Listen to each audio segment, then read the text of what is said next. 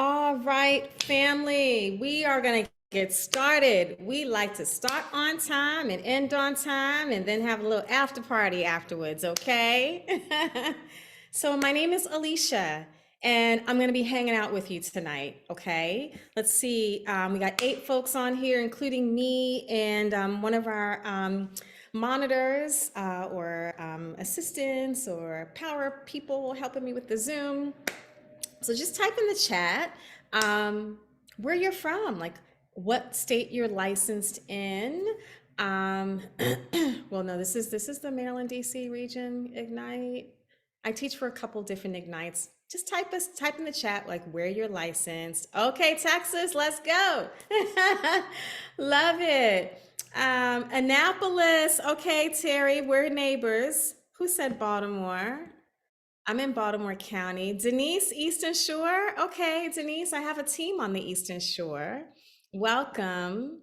Pikesville, we're neighbors, Wilbert. We're neighbors. I'm not going to say where I live, but we're neighbors. um, okay, that's what's up. All right, now, I'm so sorry. I didn't finish my statement. That's my fault. Not only where you're licensed, but how long have you been in real estate? Okay. Um, and we're just gonna have fun tonight. All right. You came through, real estate school, studying for the exam and using all of your brain cells to pass the national portion. God bless you. Okay, Terry, in July, awesome. Welcome to real estate. After I finished so I failed the state exam. It's so crazy. I didn't know it was timed, and I was like, "You're not going to trick me with these questions." So I kept like rereading questions over and over again, like, "You're not going to get me," and they got me because it was timed and I didn't know it. So I failed it, and the people in the back office were like, "We were saying, hurry up, hurry up." So anyway, after I passed the national, I was like, what in the world what was that? Like, I have no idea even till this day, 5 years later, what was on the national exam other than the amortization question that I thought I would never get right. So, okay, you came through the worst. So you can absolutely do this business if you survived real estate school. Um, However, you've come into a really crowded playing field. Okay, so my goal tonight, and what I set out to do tonight, is to really help you stand out and be set apart. The bar is really low for getting your real estate license, as grueling as that process is, but the bar is really high for excuse me, maintaining a sustainable and profitable and successful real estate business. And I've done that. And I want to show you, I want to tell you tonight a little bit how I did that and just give you some tips on making and receiving offers. Okay. All right. Just waiting for some people to come on in the room. If you grew up in church, you know that song. Okay. We've got 12 people, 13, 14. As you're coming in, hi, my name's Alicia. I'm going to be hanging out with you guys tonight. So let me know in the chat where you're at and how long you've been in the business. And I love working with referral partners. I love Keller Williams. You have chose the best company in this world. I'm not exaggerating. You've chose the #1 training organization in the world. Other companies that I won't name have tried to duplicate the Keller Williams model, and they still can't come close to what we offer. I get a lot of calls from acronyms and brokerages that I will remain nameless. And I just tell them I'm #unrecruitable. I'm getting ready to make that my Facebook banner. So this one company can stop calling me. It's really all about culture for me. This is a great family. Listen, we're all competitors, but the fact that our competitors would take the time, we are not compensated for coming on these Zooms for 2 hours, and the hours that it takes to prepare for these classes, the coaches you have and the mentors you have, and just folks that are willing to answer your questions in the office, let you shadow them or let you do an open house on their listing. It really is culture. This is such a family-driven culture at Keller Williams, and you won't be disappointed that you made the choice. All right, let's see what we got here. One Alicia, where is flagship? Hanover. Hey, Emily. Okay, Stephanie, flagship is in Millersville, right off 97. Are you in Maryland? I am, but I don't know where Millersville is. Okay, what part of Maryland are you in, Stephanie? Baltimore. Okay, awesome. I'm right in Baltimore County in terms of where I reside. Um, yeah, but I chose the Millersville office. No disrespect, but it is one of the top offices in the region. They've got great culture there. They also have a really thriving um, structure for dual career professionals. And when I came in the industry, I had another job. So um, I really, really like that office. They have their own real estate school. They have a really structured coaching program, very structured coaching program. The coaching program has its own name. It's called Compass Coaching, and it's one of the top ranked coaching programs, in the office. So here's what I'm going to do now and throughout the Zoom. I'm going to leave you guys with my information and let's connect. I mean, those of us that are local, I'm right in Baltimore County in terms of where I live. Um, but I own a team and we service all of the Eastern Shore, all of Delaware.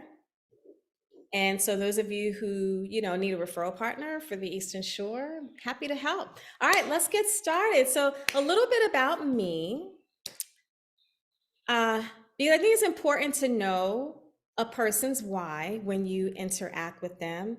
And I want to encourage you that it's okay to share your why to your clients when you're doing consultations with them. A lot of them are very distrusting of realtors because of some of our colleagues have played badly in the sandbox, okay? So it becomes a challenge to a lot of times earn the trust of a client, a potential client, well, a customer into a client. And so here's my why really quick. I was 26 years old with a baby in my belly and a baby on my hip when I entered the journey of going through a divorce. And I was devastated. I'm from Boston, lost the accent on purpose, went to Delaware State University. Woo woo, shout out to DSU. And every time my New Yorkers and Philly people and Jersey folks and Baltimore folks heard I was from Boston, they'd all get around and huddle around me and say park the car in the yard. And I'd be like, park the car in the yard. What other way is there to say it? They're knee slapping, bent over, laughing. And so lost the accent after many of those encounters. But it was that journey of adversity that I just feel like when you hit rock bottom, there is nowhere else to go but up. And so, I didn't grow up in a family where we had conversations about credit at the kitchen table. We didn't eat at the kitchen table. Mom was a single parent with an eighth grade education working late hours. And so, I just had this dream. I wanted to own a home. And, in that process of navigating, as a young woman going through something like that, I went back to school to get my master's degree. I was a high school teacher. And I thought, well, I'm about to be a single parent times two with very young children. Maybe I should just change my career real quick. You go into survival mode when you experience adversity or when you've witnessed adversity in your own family. And that's what we did. The women would just kick in survival mode in my family. So survival mode for me was like, well, I can't have a job that comes home with me anymore. Let me go back to school.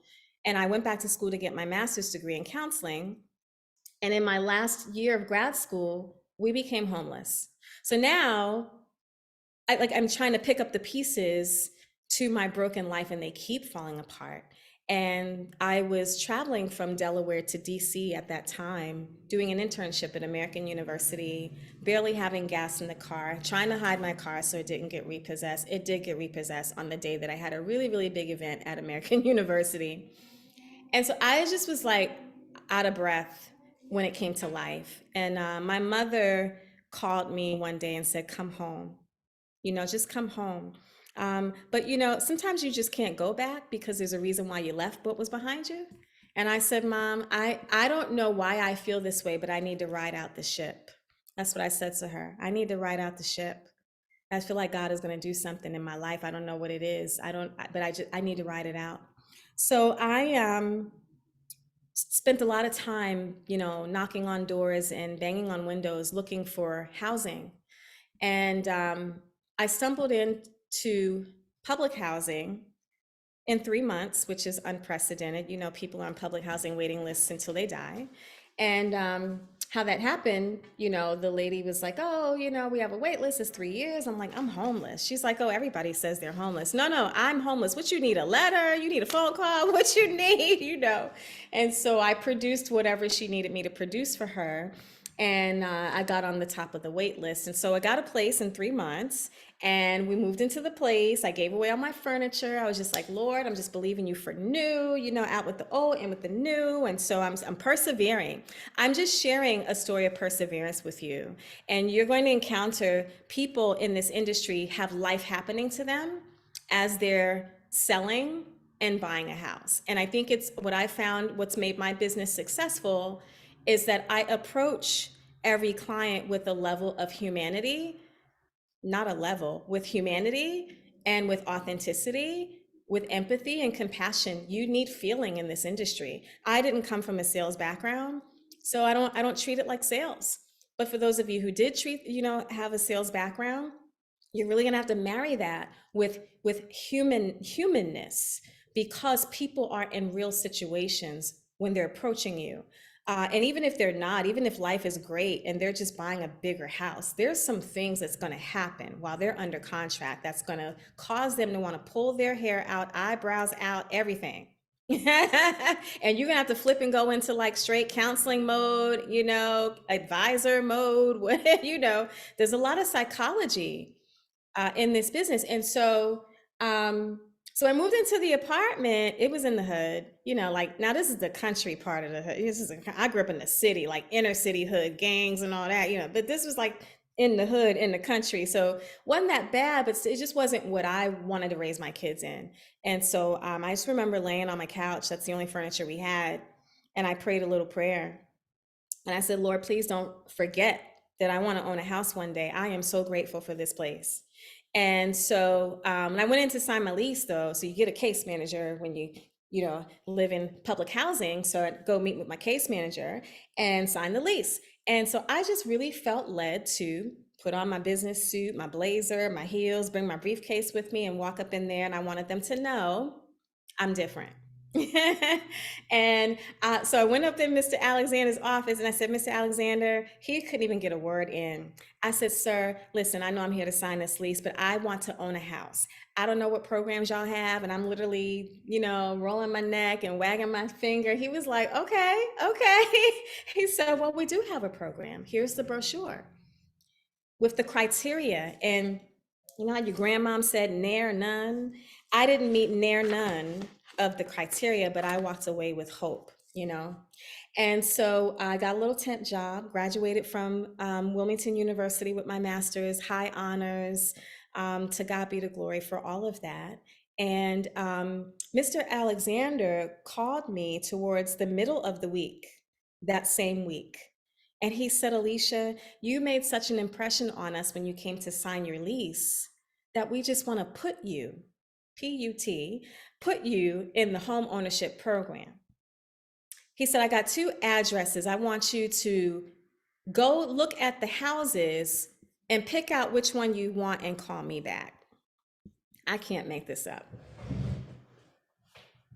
So I'm looking at the boxes I'm looking around the perimeter of the room at all the boxes I hadn't unpacked yet. I had just moved in there a couple days before that phone call.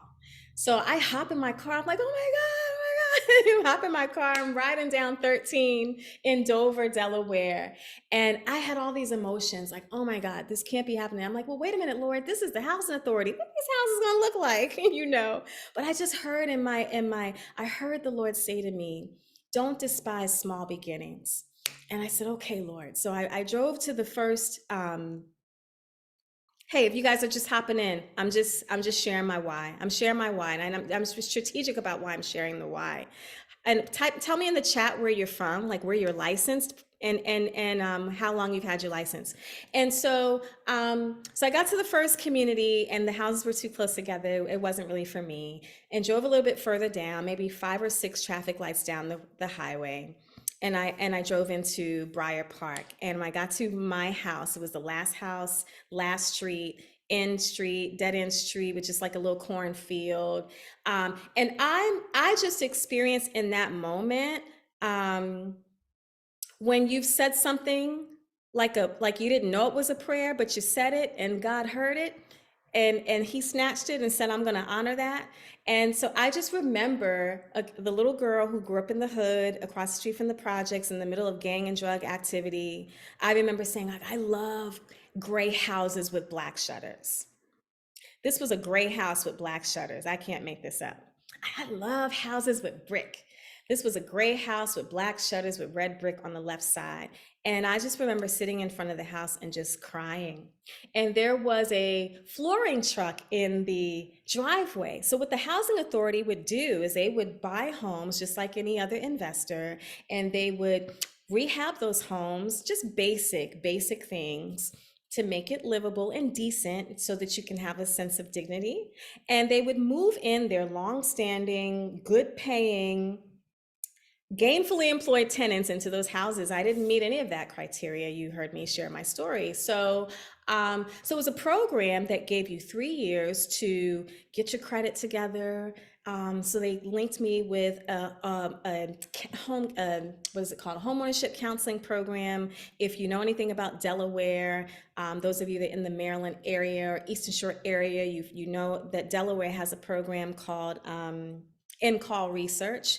A little bit similar to Salisbury Neighborhood Housing or Interfaith Housing if you're in Newcastle County area. And so they gave me 3 years to build my credit. It took me through all the classes, and you had 3 years to kind of get it together and buy the home. And there were times that I just, right, I didn't get it right. I'd bounce a check, I'd overdraw my account. I was learning new habits, and my mindset was being shifted.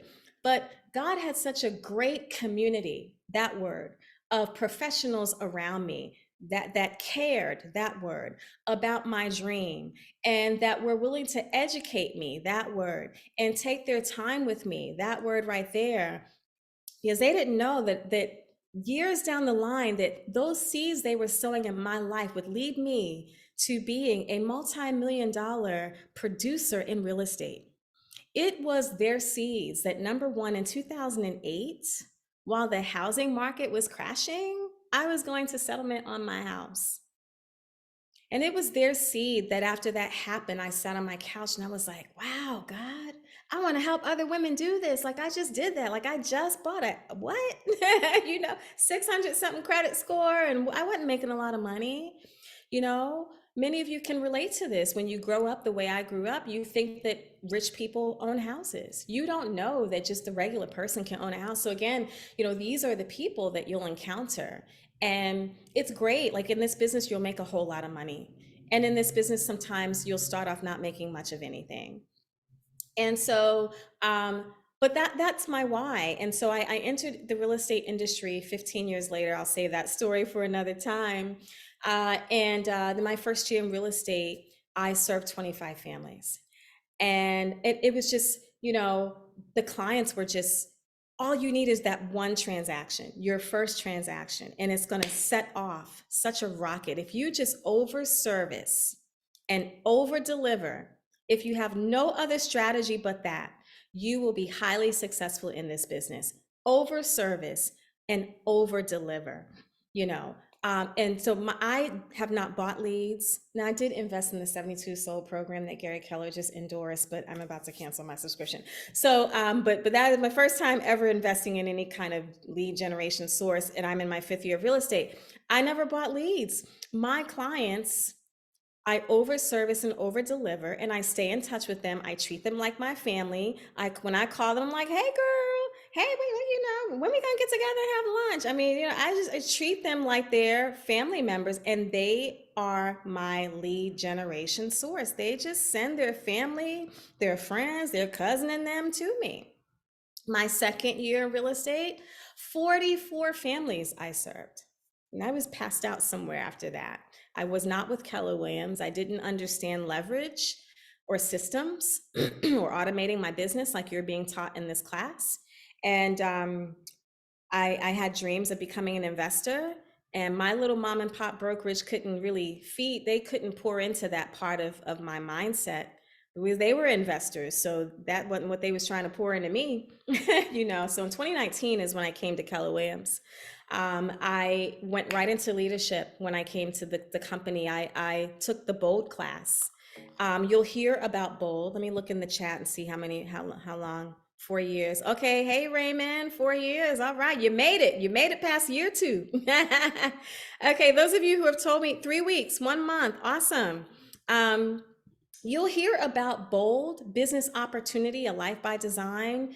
It is a powerful experience. It is a mindset shift class, but it is also a class that will totally rework your habits in this business. And I do own a team. My very first team partner, she was very timid and nervous about calling people, asking for business. She did very well when she first started the business. She had listings, more listings than me. But after she took Bold, like, she's unstoppable. Like, I keep looking on the spreadsheet. I'm like, oh my God, like, I feel like I need to try to keep up with her.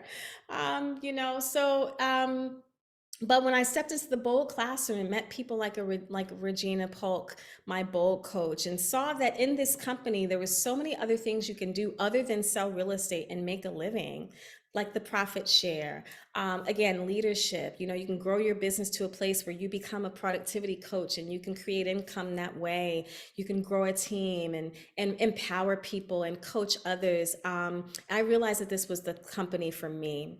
And opportunities like this to teach and ignite. All right. And so that's my story. I started my team in 2021. Oh yeah, I did go into leadership for a short stint. I was the assistant team leader of my market center on the Eastern Shore. One of the first African Americans on the Eastern Shore to have a leadership position with that company. And the Social Equity Task Force ambassador. Just get involved. This is just a great company. Get involved. All right. Anywho, tonight, we are going to talk about making and receiving offers, but I just thought it was important for you to know my why, because there's sometimes when I'm meeting with clients, I share that with them so they understand that, I'm going to be with you no matter what happens in this transaction. This is not, transactional for me, it's relational. And this business is all about building and nurturing relationships, even throughout the entire transaction. It's not get them under contract and move on to the next person. We do tend to have to do that to, in this business, if you don't work, you don't eat. But you have to balance that with just staying in touch and really building relationships, even when they're not ready to sell or buy. If you just nurture the relationship, if you just check on them every now and then, if you just have a little client appreciation event that may cost you little to nothing to do, and include them, there's a realtor on every corner. That's what I'm getting to. This is a saturated industry, and the market has shifted. So those of you that are brand spanking new, now you're coming into the industry during what we now consider a normal market. It's a little tough. We gotta now we gotta show that we have some skills and that we know what we're talking about. Now we can't just say, oh, you want to price your house at that number? Let's try it. And it sells in 2 days. Like, that's not the market we're in anymore. We have to show skills. We have to follow up. We have to call people back when we're saying we're going to call them back, right? And we have to just be people of integrity in this business. And so my hope is that tonight you'll get something out of this that will help you have success in your business. So I'm a teacher by trade. If you have a question, you can put up the reaction to put up your hand, or you can just unmute yourself and chat. I'm going to share my screen. Oh, I'm already sharing my screen. Share my screen. Let me know if you can see this. And I do have a PowerPoint. I kind of come, kind of with my own flavor to the Ignite classes. I hope they're still okay with that. I know you guys have materials, and I do want you to read through your materials. I want you to use the materials that they're giving you. I just come to add a little bit of sugar and spice to the materials that they have for you. And so this is a PowerPoint that I created for my team. When we have our team meetings, I do some coaching and training with them. And now I will admit that this was created during the last 2.5 year anomaly that we had, where we couldn't take a breath before we showed a house, and then we had to write an offer like 5 minutes later and then compete with 20 other buyers, right? So this PowerPoint was made during that time. Um, so I'm going to be like editing this in real time if you don't mind, okay?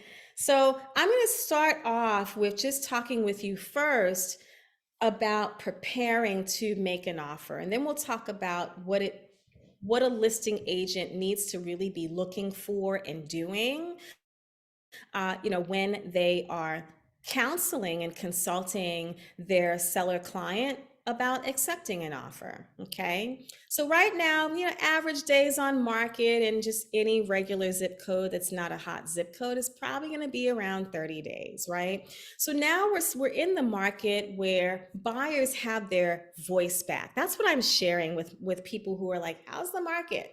Every time I go get my hair done, my stylist sarcastically asks me, how's the market? She started off doing that sarcastically. Now she really wants to know, because I always have an answer for her. That's pretty thorough. Right now, Bright MLS is doing market updates. If you haven't registered for those market updates, I highly recommend you do that. There's one happening tomorrow. If you're on the Eastern Standard Time, I think it's at 3 o'clock tomorrow. Okay, and so I tell people that what I observe in the market right now is that buyers have their voice back. They get to say, "I'm not buying your house as is. I want an inspection contingency," and their offer gets accepted. They get to say, "Yeah, I'm going to need about 6 grand in closing help," and their offer gets accepted. Okay. So again, in those zip codes where days on market are about 30, days, maybe 20 to 30 days, where that's what we're seeing. We're seeing that they may even be able to negotiate price, but you got to be careful. You got to be careful to always be in the seat where they've got their hand on the wheel, but you've got an emergency brake on the side. Like, I want my clients to feel that they're driving the car and that they have some sense of autonomy in, what would you like to offer? What would you want your deposit to be? At the same time, I do help them understand that I study the market. You've hired me because you know that I'm an expert in this industry. And let me tell you something, 3 weeks out of real estate school, you're an expert in the industry because you know more than your client. Okay, just look at it that way.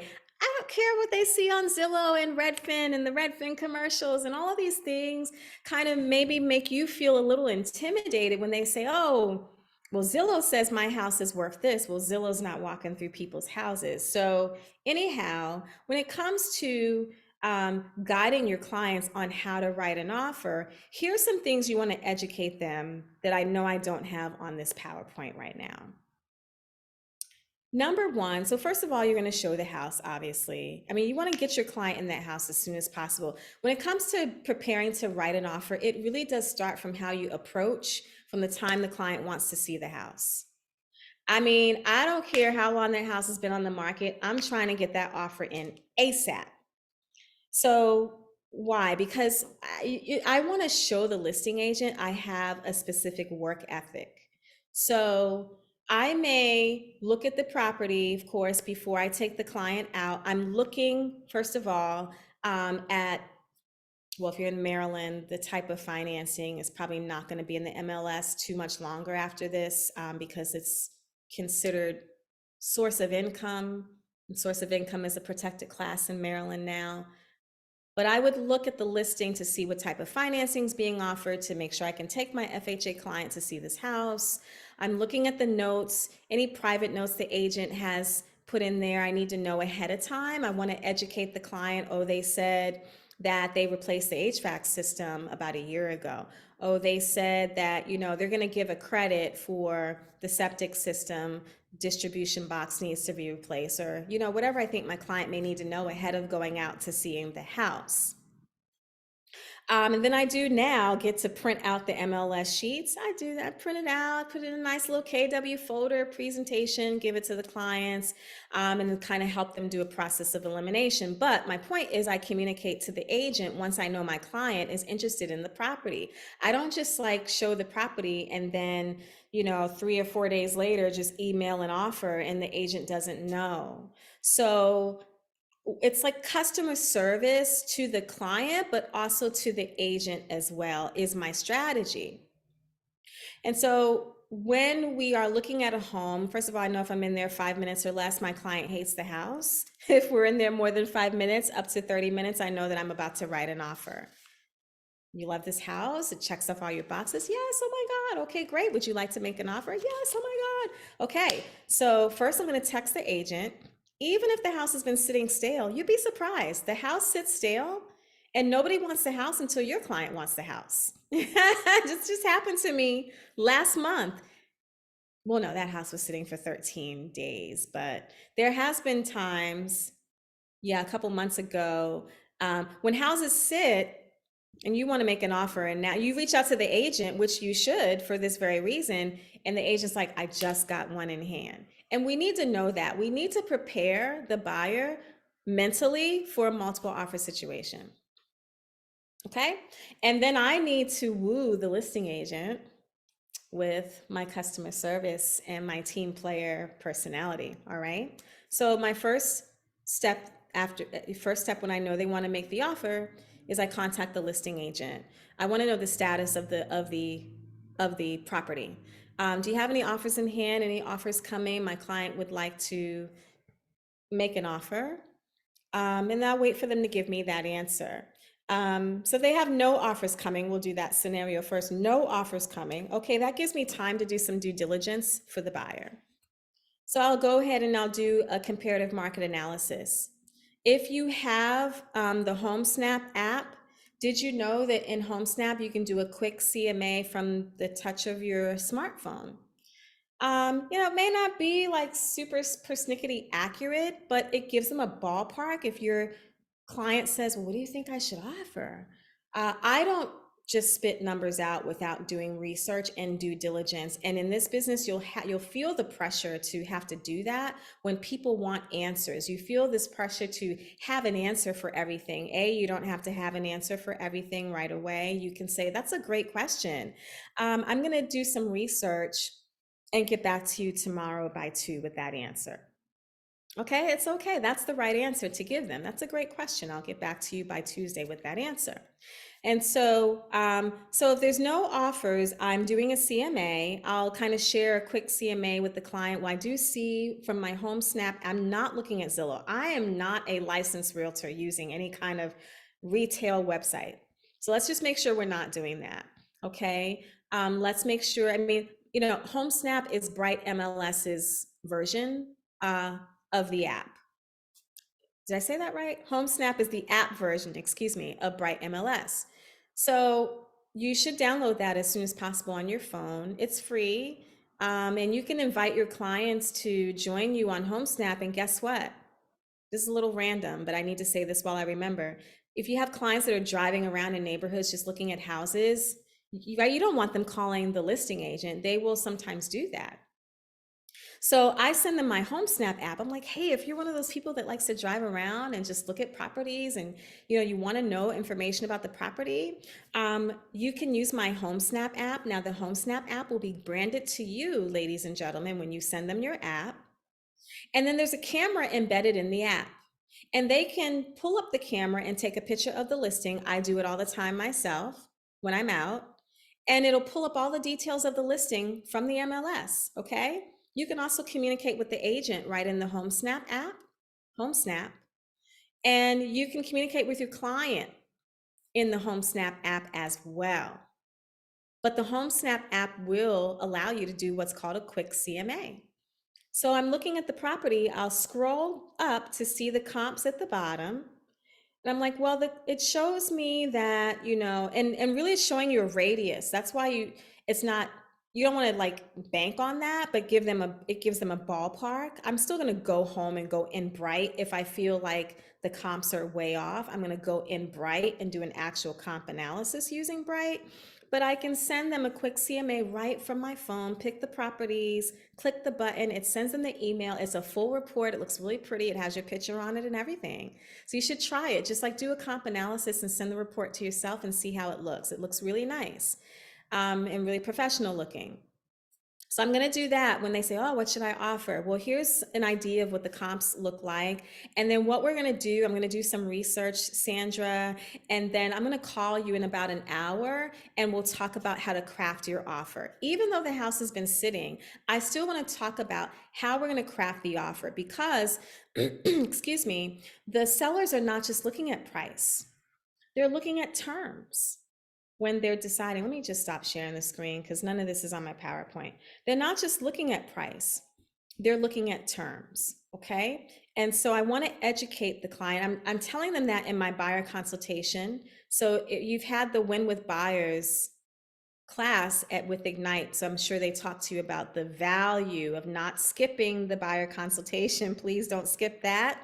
I know that they try to act like they're too busy to sit down with you. That might not be the right client for you then, because how they start with you is how they're going to be the entire journey. So you want to really nail them down to a buyer consultation and methodically walk them through the process. But anyway, I'm repeating to them what I've said to them in the consultation when we first got started. So the sellers are not just looking at your offer price, they are looking at terms as well. So let's talk about what terms are maybe a good and strong in this offer. Now, there's no other offers they're competing with. So did you know that EMD doesn't need to be a part of the contract in order for it to be a valid contract? So, one of my team partners, her client was like, I'm not putting no EMD in the contract. And he didn't.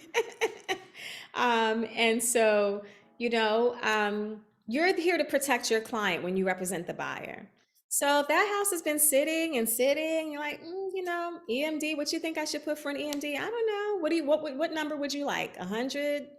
I don't care if it's a $500,000 house. I mean, you don't have to have an EMD. It is customary and it does make your offer strong, like your buyer has skin in the game, but your buyer doesn't have to have an EMD, okay? So, again, the buyers have a little bit of power back in this market. So I am gonna ask them if we're not competing, what would they like to give for a deposit? And they may ask for my suggestion. I'll let them know it's any number that you feel comfortable departing with right now. Oh, thank you for that question, Maria. Earnest money deposit is EMD. Thanks for that question. Let me see if I have any other questions. I have one couple that's looking to buy and drive around every weekend. I know, Charity, they'll buy something. And the more seasoned clientele, they're not tech savvy and they just want to touch, feel, see. So it's okay. And so for those folks, I do send them my HomeSnap app. Otherwise, they're texting me addresses or half addresses, or they're like, oh, I saw the pink house on the corner with the green fence. I'm like, I need an address. So I just send them the app and the app just does the work for me. So they don't have to keep texting me and calling me. They can just find the address, the information themselves when they take the picture of the property. Okay, so we're still not competing. So now they want to know, well, what should I offer? So I'm gonna now I will share screen and show you this. This is one of my favorite tools when it's like what to advise them. I saw your question. Give me 1 second. This is one of my favorite tools. It's called the price analysis grid. Hey, if you're just coming in the Zoom room, I'm sorry for the delay. I am in teaching mode, and so I don't always see at the top that someone's trying to come into the room, so I apologize for the wait. And welcome to our class tonight. My name is Alicia. Okay, so right here on Bright, let me just I'm gonna go to residential sale, and let's go Anne Arundel County. I'm looking for pending and closed. So this is when I'm just gonna go the last 30 days, folks.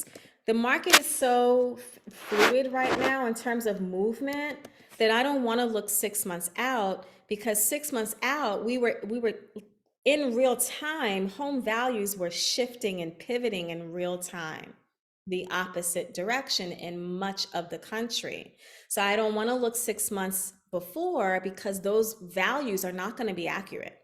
All right, so I just want to see in the last 30 days. Let's go, I'm just going to do the traditional 3 and 2. Let's see, let me just do detached. Okay, now I've got 86 properties. Let me just do a square footage. Oh no, let me do year built. Let me do 2010. Uh-oh. Oh no, what'd I do? Oh, great. Okay, I'm trying to show you how to do a price analysis report. My reasoning for showing you this is because the strategy is to show the buyer what percentage the sellers are receiving from their asking price to contract price or closed price or sold price, okay? And that's going to help you to coach them on what to offer, right? Your client is just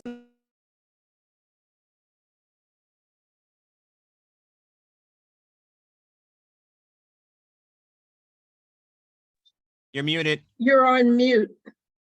oh gosh, when did that happen? Thank you. Did that just happen? Like, did you guys heard everything else I said before that, right? It's 2000. probably about 10 seconds or so. Okay. Sorry about that. Getting excited here. Okay. All right. Nothing in 2000. Okay. Let's just do 1990 plus.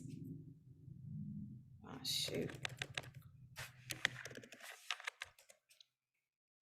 Okay, whew, 11 matches. All right. So again, what I'm trying to show you is how to coach your client on what to offer on a house by way of the price analysis report.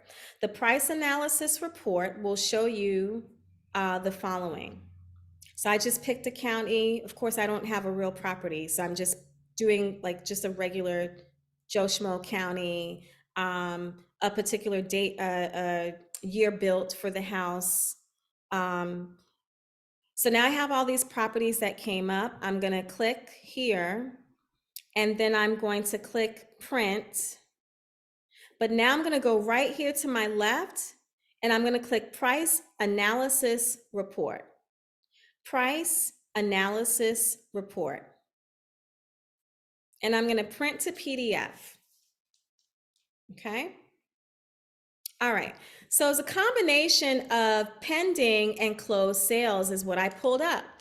I really want to focus on closed. I see your hand. I won't forget you. I won't forget you. I want to focus on close, and so I want to show you what I'm looking at and what I coach the buyer. So you see right here where it says Joshua Way, original price 339.9 and the close price 335. Really, all I'm interested in is this right here, ladies and gentlemen. I'm interested in the percentage of the list price ratio with the closed price ratio. And this lets me know that sellers are getting 86 to 98% of their asking price in this particular area for this particular year built of a home. But like I get a little more specific, like if it's a neighborhood, like a subdivision, then I'll just do the subdivision. I say, okay, so in the last 30 days, everybody in this neighborhood that sold a house got between 86 to 98. Now this is like a little bit warped because again, the market is fast moving, shifting. So home values are trying to find their way. And so I've never seen this wide of a range. This is like my first time seeing this consistent wide range. Like out, you may see like one of these be really low, but the rest of them are pretty high. So it's you know, and then look at the concessions right here. Now this goes both ways. I show this to sellers too, like people about to sell their house and they want to fight with me about the price. I'm like, okay, let's just look at the data, because the data tells us where we need to be. And look at the last 30 days of your neighbors that put their houses on the market. Your neighbors had to give up between $7,000 and $17,000 of concessions, right? And got 89% of their asking price. So anyway, let me not jump all over the place. When I'm guiding the buyer, this is what I'm saying. As long as you fall in, like if it were me, I would just start right here. I would say, so you can be between 89 and 98% of the asking price and be okay. So anywhere between that number.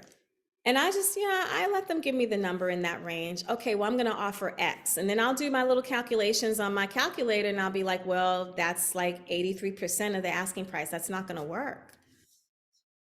I mean, you know, you can say that to the buyer and they may still not listen to you. So my strategy is I may write one offer and it's on me. It's like my freebie. You won't listen to me. You're not taking my advice. I'll probably do one or two offers like that. And when you lose those houses, then we have to have a come to Jesus conversation that A, I won't be doing that a third time. And as you can see, do you want to lose a third house over a couple of $100 in your payment? All right. So that's how I coach them on what to offer. Okay. Let me pause and take a question. And I don't want to mispronounce your name. Is it Shashank? Yeah, Shashank. Welcome. Good evening. What's Good your evening. question? Yeah, so my question is that this price analysis, is it the same as CMA or how different is it? Yeah, that's a great question. Thanks for asking that. It's not the same as a CMA. It really is a kind of like an analysis of, in the sense, Shashank, that you are taking some of the same steps that you would take if you were to do a CMA, right? You would look for recent sales. You would look for what's recently gone under contract. But then instead of me now, okay, let's find the four strongest comps. Okay, now let's do the price, the square footage adjustments. Instead of me doing that, for now, I just want to give them a snapshot of what sellers are getting for their houses right now. And this really is my market data conversation out in the community. I just every now and again go look at my market and I do that. And I say, oh, right. So in this county, so I serve like the Eastern Shore, Baltimore, Washington metro region. So Wycomico County, for 4-bedroom houses right now in the square footage of between 2,000 and 3,000 square feet, sellers are receiving about 97% of their asking price. Because I want to help people understand that it's still a seller's market. If you see ranges within 95-ish, 94 to 98%, that's still seller's market. They're getting most of what they're asking for. We start seeing, like you saw there, in the mid 80s and below, then it may shift to a buyer's market, but it's always going to be a seller's market so long as there's not enough inventory to sell the people looking to buy. And we're still kind of there. We're still where it's like buyers in certain, it just depends on the market though. It depends. If you're in a hot zip code, then you know the house is going to go fast. It's going to go for over asking price still in today's shift. But did I answer your question, Shashank, in regards to the difference? Yeah, and Okay. thank you so much. And then next thing was like, why you didn't include active under contract? Like you included only pending and closed, Yeah, but why just not? out of habit. Oh, Out of okay, habit, but you can certainly pull active under contract as well. okay. And then like you said, like right now the market is shifting, so that's why you look back 30 days. But Only like, 30 days right now. but like, how do we decide how many days to look back? Like depends on the market. Like, Yeah, so that's an awesome question. I've been sitting in on a lot of masterminds with my OP, who also owns a team, and this is what he's consulting us to do. A lot of also I belong to 2 market centers. My other market center flagship, one of the ALC members was teaching a class, and he said the same thing. We only need to look at the last 30 days. And it makes sense because I was listing a property, what month are we in? February? So January, December, November. I want to say around November. Yeah, it was October actually. And the market was starting to shift then. And I had no idea how to price this house. And I told the seller, I said, listen, right now, here's what I'm recommending, but I'm going to have to keep watching the market on a daily basis. And we're going to have to look at what's active. Now, like, that's like way against anything I've been taught. But innately, I'm like, we're going to have to look at what's active because I need to see how long the properties are sitting. And if the properties that are active are sitting, and we're at like similar price to them, then we're going to need to shift the price because we don't want your house to sit, we want it to sell. And then I end up taking a class a week or two after that. My OP he does Winning Wednesdays, and he said the same exact thing. He said, we're going to have to look at what's active and price against that. We're going to look at what's sold in the last 30 days and find out, okay, what did those buyers pay in the last month of inventory that sold? Because right now, sellers are not seeing their market absorb. The market is not absorbing a lot of these houses as quickly as it was doing in 2021 or even in the summer of 2021. Okay, so that's why for now, the strategy is I'm going to pull what's sold in the last 30 days or what's pending in the last 30 days and advise my clients accordingly. And then if it's a buyer's market and the houses are sitting for longer, maybe like a month or two, then we can increase the number of days. Yeah, on all transparency, I've never sold in a buyer's market. I've been a real estate in a seller's market for the last 5 years. So I'll be getting some coaching on that. But I can tell you, as long as there's not enough inventory to sell the amount of buyers out there, we're still in a seller's market. And sellers they still have a leg up, especially when it's a multiple offer situation, or especially if we're in a popular zip code, a popular area. Some pockets are not seeing an absorption rate past a week. And that's really what we're looking for. We're looking for the house to kind of turn over in a week. But for areas that are not seeing that, it still doesn't mean it's a buyer's market, but it does mean that the buyer has some negotiating power here. All right. Does that make sense? Awesome. That's awesome. Great questions. Thank you. Any other questions about what I just said before I get too deeper in and you forget your question? Let me look in the chat. Okay, so someone's asking, do I use the KW app as well? I do. I send them a couple of resources because I want people to feel like they have options. So I think about it when you go to a restaurant and they have a pretty, interesting menu, you like options. So I want to send them the KW app. I let them know that KW app is very similar to Zillow in terms of the usability, the user friendliness of it. And your clients are going to be very much adapted to whatever they're using. So I don't ever say to them, don't use Zillow, don't use Redfin, they're my competitors. I don't say that. I just say, hey, like if you're comfortable using, your retail apps that you're using, and I make sure I say retail apps, it's okay. You can screenshot me what you're looking at. A lot of those apps are not going to have accurate and up-to-date information in real time because they don't have access to our MLS. So I just want to send you my KW app so that if you want to compare the data you're looking at. And I also want to send you my HomeSnap app because, and I tell them why. And some people you'll find they don't like the usability of HomeSnap. Some people just don't. And I don't really like it either.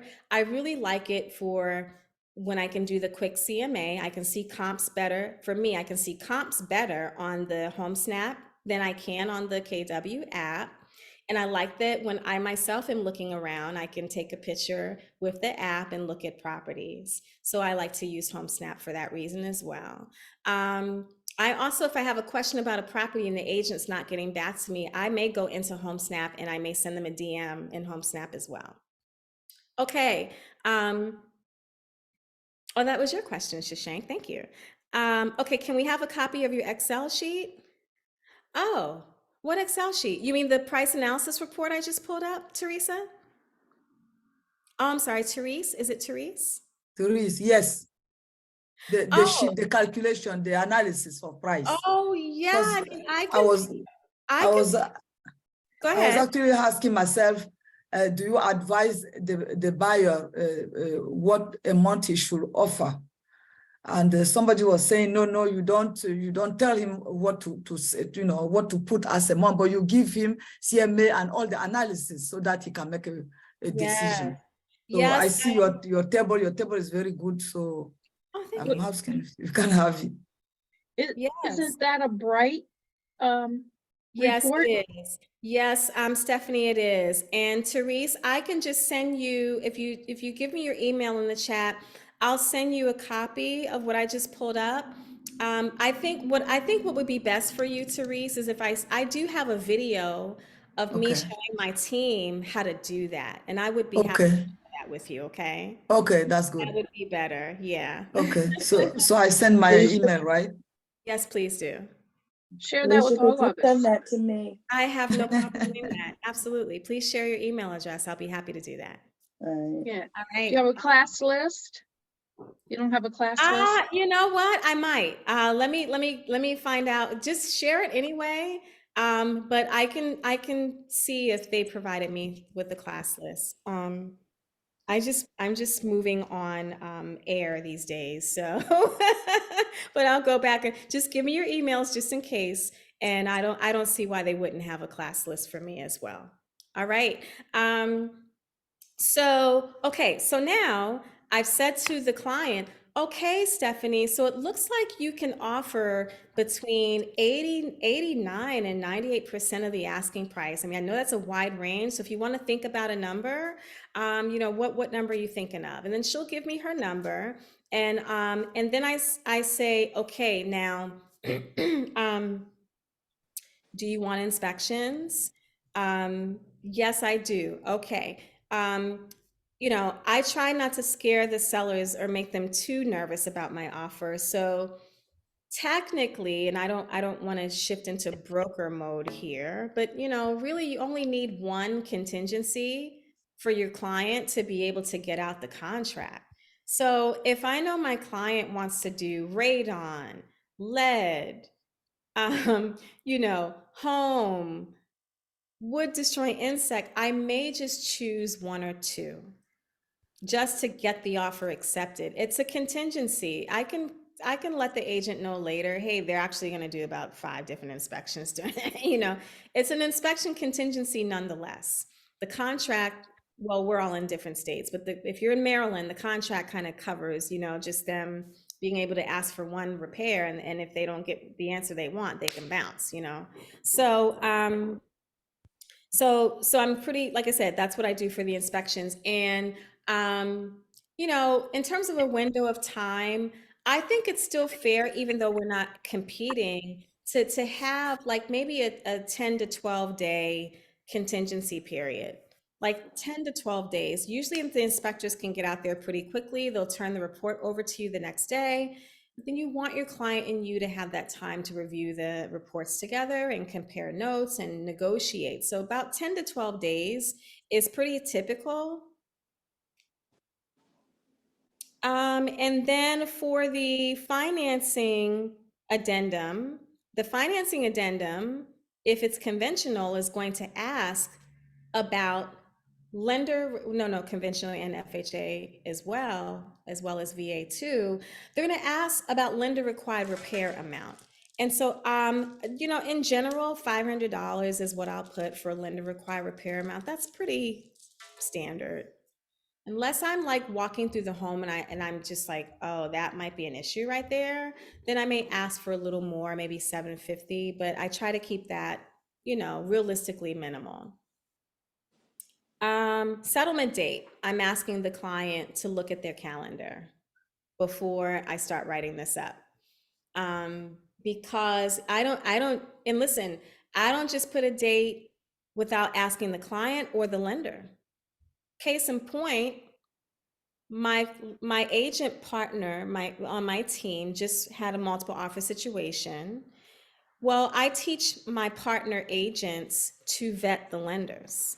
And so in him vetting the lender, he asked the lender, which is what I coach them to do, is can you meet this closing date that's on this contract? And the lender was like, no, I can't guarantee you I can meet that date. Well, that let me know that the agent did not discuss that settlement date with the lender, and we have to do that because we're throwing the lender under the bus when we don't do that. And we don't have a strong offer if we haven't. I mean, we're saying when we write this offer, we're speaking for the lender too. We're speaking for the lender when we put a number of days for the loan commitment. We're speaking for the lender. The lender is not able to sit there and write that out. So we should check with the lender and about the loan commitment date, window rather, and settlement date. Now, again, no competition. So, FHA can close in 35 days. If you're in a rural area where you're using USDA can close in 45 days. Conventional loans can close in a record number of days, like a week. Okay. So, again, depending on the urgency, I will discuss with the lender whether they can meet that date. Okay.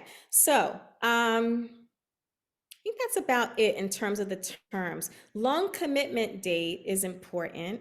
And we need to make sure we're writing clear and clean offers, right? Not skipping. This is all part of making an offer on a house, believe it or not. Not skipping sections, right? Without writing not applicable. If you're in Maryland, page 11 of the contract, it burns me up. Like the teacher in me gets really burnt up when I see page 11 left blank. Right? Now, I don't want you giving up your buyer's home address. I don't either. I put private. I put the words private. But I'll put the seller's address in there. I'll take the time, like we get paid a lot of money. Take the time to just go to the public records and look up the seller's address. The title company is going to need it. And then if the seller is not responding to the title company with stuff they need, like we're going to be the ones upset that they can't get what they need. So the title company most title companies, most underwriters look at that page and for some data. Okay. The listing agent section, the buyer's agent section, putting the broker's name and the broker license there. You don't really need to put the MLS numbers ID there. Like I do skip that part, but everything else should be there. The address of the brokerage, the phone number, the names, like let's not leave that blank. Like we're being lazy college students, okay?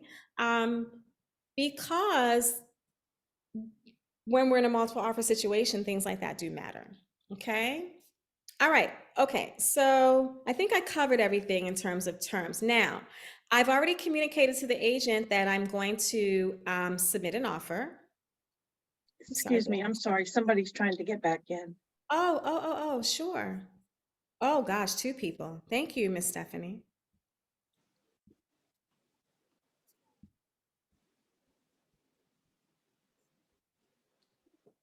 Okay, so I think I covered everything as far as terms. So now I've already communicated to the agent that I'm sending an offer. So now I want to write a really nice cover letter. See if I can share some examples of that for you. When I send the offer, this is my commercial. It's my commercial about me. It's my commercial about my client. I'm not breaking any fair housing laws when I do this. And it's my commercial about the lender. Let's see here. What's the most recent? Let me see what I wrote on Baskerville.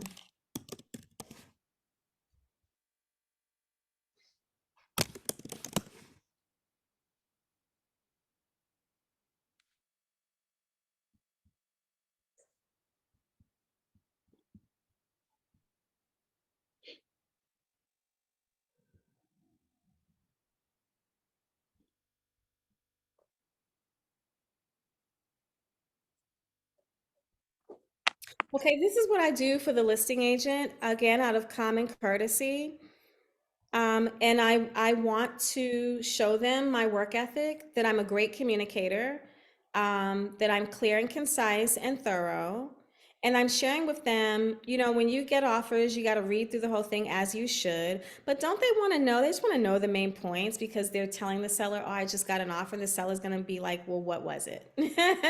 So I want to make things easy for the listing agent. And so this is what I send them a little outline: purchase price, EMD, closing date. I am strategic about what I say first and what I say last. If they're asking for seller contribution, you see, I don't even tell them the amount. Okay? Like, what if my client was asking for 10 grand? You think I want them to actually see that right off the bat? No. So, but I do want them to see my client offered full price, that they're offering a $4,000 EMD. And this is actually like a 21-day closing date. Now, we were in a multiple offer situation on this one. I'll get to that in a minute. The loan type, and whether there's a contingency or not, I let them know that there is 10 days or whatever. Then I start talking to them about the lender. Pam is from North Point Financial. She has 30 years in the industry.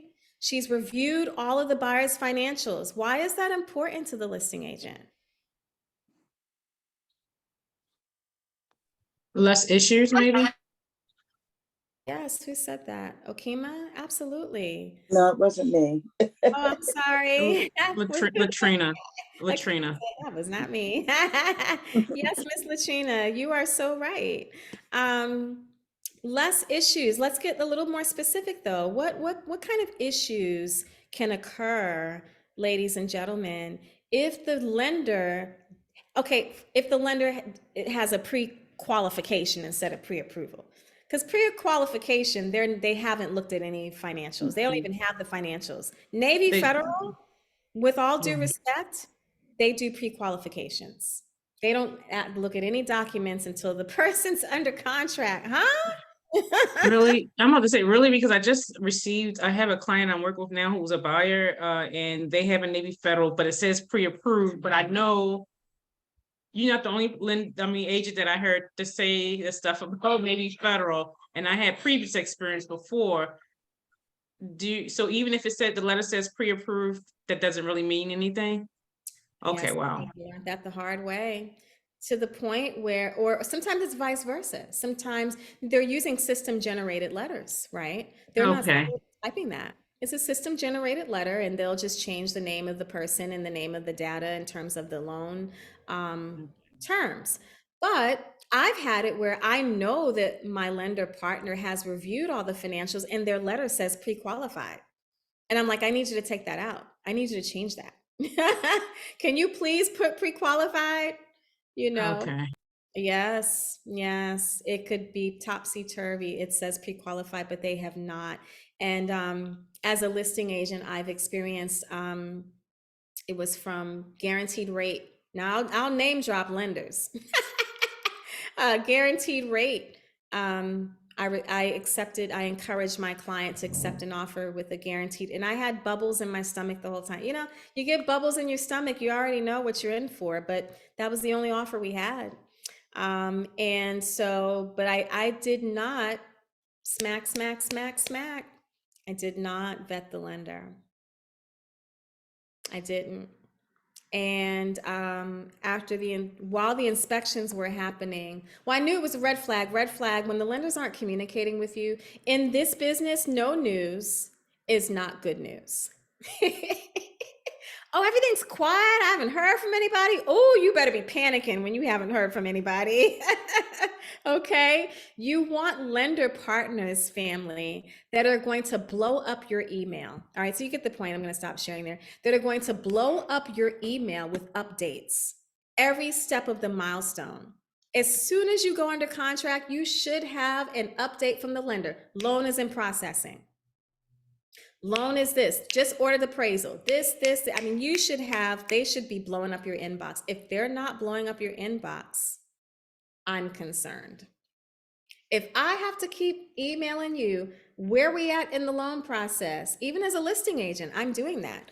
Hi, where's the buy? Did we order appraisal? Did the appraisal come back? Are there repairs?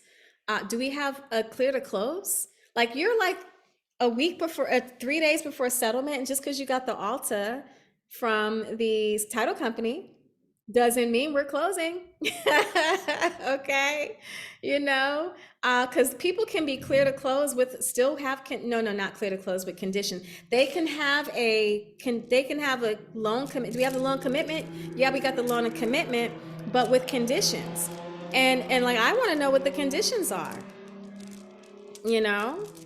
So conditions could be they still need to come up with that down payment. So I vet the lender. I don't sleep on that anymore. And I want the listing agent to know that as a buyer's agent, I have reputable lender partners, and you have no need to fear. Okay, so in that situation, we did end up in a multiple offer situation. So now I'd like to talk to you about how to coach your client when it's a multiple offer situation. So I'm going to do the same thing. We're going to call the agent. Hey, first of all, thanks so much for approving the showing. Everything went well. My client wants to make an offer. I just want to know, do you have any offers in hand or any coming? Because I used to only say, do you have any offers in hand when I was a rookie? Nope, no offers in hand. And this is a really shrewd business. I mean, yeah, really shrewd business. So no offers in hand, but they know they got 2 coming and they didn't offer to share that information. Why? So I want to know that because like everything just falls on us. There could be things that occur in a transaction that you have no control over, but the client looks to you and you just get the blame. That's just how they that's how they process it. So if I didn't know, at the time I said to my client, oh, they have no offers. And then by the time I sit down with them to write the offer, now I get it. And then I send the offer. And then I find out, oh, best and final due, multiple offer situation. What's that client going to think? Well, why didn't she tell me that before? Well, oh, she just wants me to offer more so she can get a higher commission. I mean, I think I've earned their trust, but I don't know all the way if they trust me. So I just want to know everything I possibly can so they can know everything they possibly can know and trust the process, So do you have any offers in hand or any coming? I have no offers in hand, but I had a couple of people say they're going to submit an offer. Oh, that's good enough for me. I don't take any of that lightly. I'm like, my family knows now. My kids are older. I know I look young. Both my kids are in college. They're seniors in college. My husband, yeah, ain't nobody looking for me, So I'm like, okay, the world stops. My family knows that the world stops when I need to write an offer on a house. Like we're pulling over on the highway to get to Dunkin' Donuts so I can get a Wi-Fi signal and write this offer. Okay, that's how I've built a sustainable 6-figure business, family. Everything is a sense of urgency for me, for my client. When it comes to writing the offer, now, they're texting me 3:00 in the morning saying, I forgot to tell you that I changed the light bulb on the outside of the house. And so now I should get 10,000 more for my house. That's not urgent. And I have a business line that is through GoDaddy. It's called Smartphone by GoDaddy. It's the best $9.99 I pay a month for peace of mind for clients that want to call, text, at hours of the day that's just not appropriate. Okay, and I do have business hours and I let them know my business hours, so setting the right expectations. So if I know there's multiple offers, the coaching conversation goes like this. Okay, Latrina, so they do have 2 offers in hand and 1 coming. So let's just talk about, and like I'm at the kitchen table at the listing. Like we had a 45-minute listing appointment. They knew in 15 minutes that they want to write an offer. We're going to sit down at the seller's kitchen table. We're going to talk about how to craft this offer. We're not leaving here till we have that conversation. So Latrina, I recommend, well, first of all, let me just look up some comps to see how high we can go. Now, I'm not looking at comps for any other reason to see how high we can go without compromising appraisal value at this point. It's not about, are we offering full price? That's not the conversation. And I'm going to submit to you that you're going to be contending with people in your client's ear. Mama and them, uncle and them, best friend who never bought a house before but watches HGTV all day. Okay. You are contending with those people in your client's ear. And so I just tell them when I, you know, like well, let me not get ahead of myself. I'm going to coach you on kind of what I do when I know somebody's in their ear. Okay. And I let them know I know somebody's in their ear. Okay. But okay, Latrina. So my data shows me that we can go as high, like, so say the price is 400,000, we can go as high as 430 without compromising appraisal. First of all, how are you feeling about that? Well, I don't know, Alicia. I think I just want to come in right at the 400. I mean, if I, you know, I really want the house, and you know they're approved for 450. I really want the house, but I just, you know, 400. Okay, sure, I understand. So you're comfortable at 400. Now let me ask you this. Would you be open? This is how I ask it. Would you be open to an escalation clause strategy, Latrina? Well, what is that?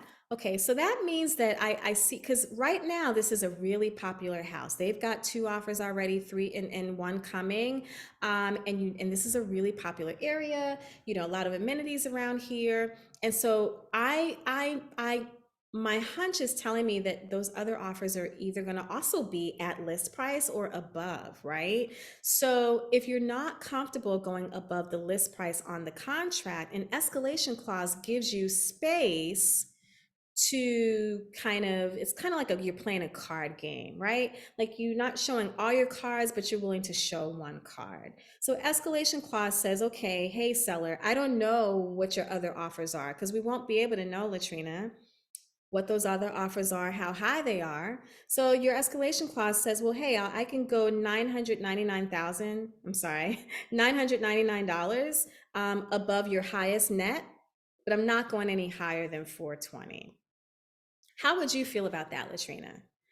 Oh, yeah. And so listen, so what happens is, like, say the highest offer is like, I don't know, 419, you know, or let's say the highest offer is 410. So you know that you're willing to go $1,000 higher or no higher than 420. So now we know, instead of writing the offer for 420, we know that we only need to go as high as 410 if we use the escalation clause. So like, how do you feel about that? It gives you the opportunity to go higher without having to really go, you know, as high as my recommendation is.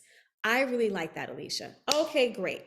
So now we know we're going to use the escalation clause and go as high as 420, 430. What are you thinking?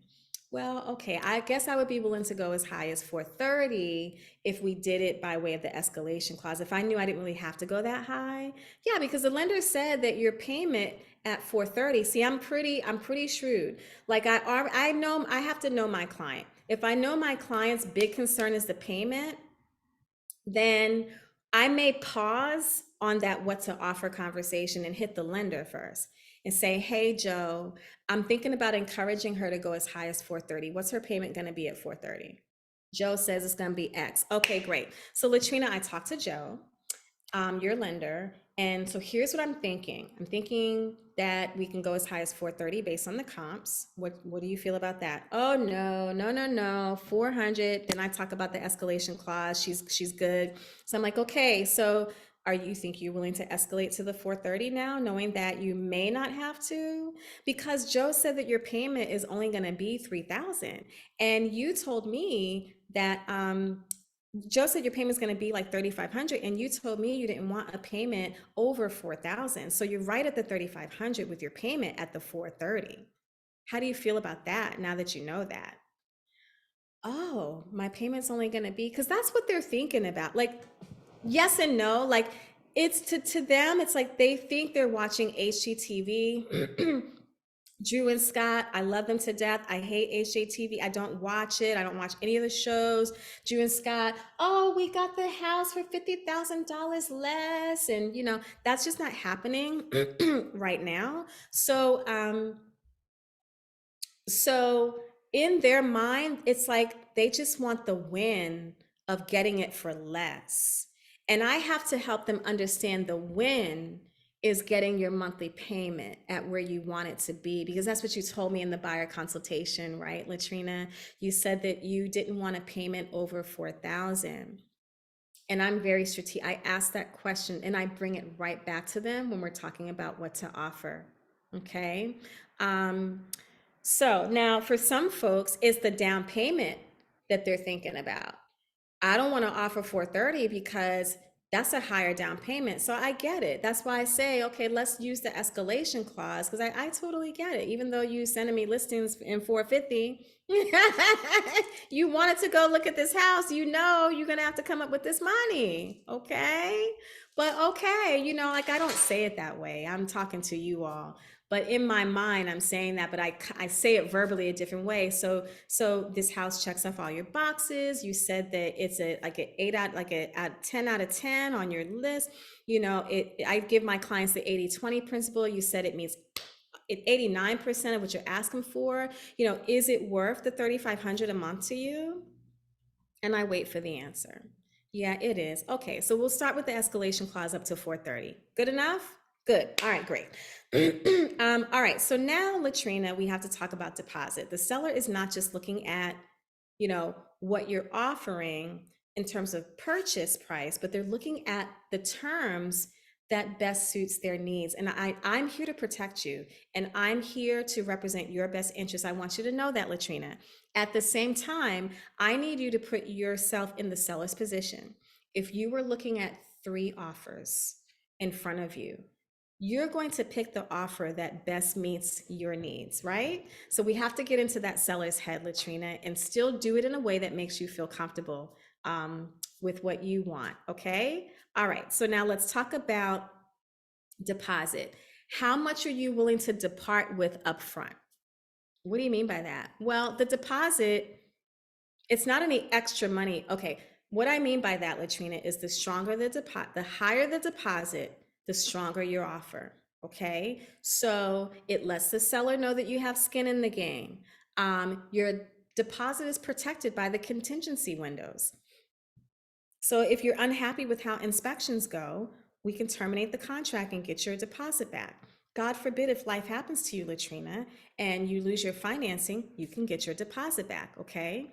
But the deposit is just coming from your final cash to close number that Pam gave you. So my question to you is, knowing that you have to come to the table with that money anyway, how much of that are you willing to depart with upfront to make your offer strong?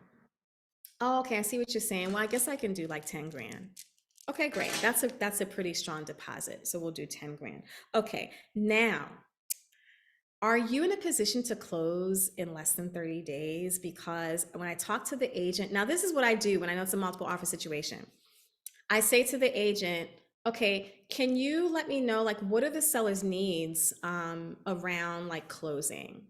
Oh, the seller wants to close like right away because they've moved to California already and they need this to be like quick and painless. Okay, thanks for letting me know that.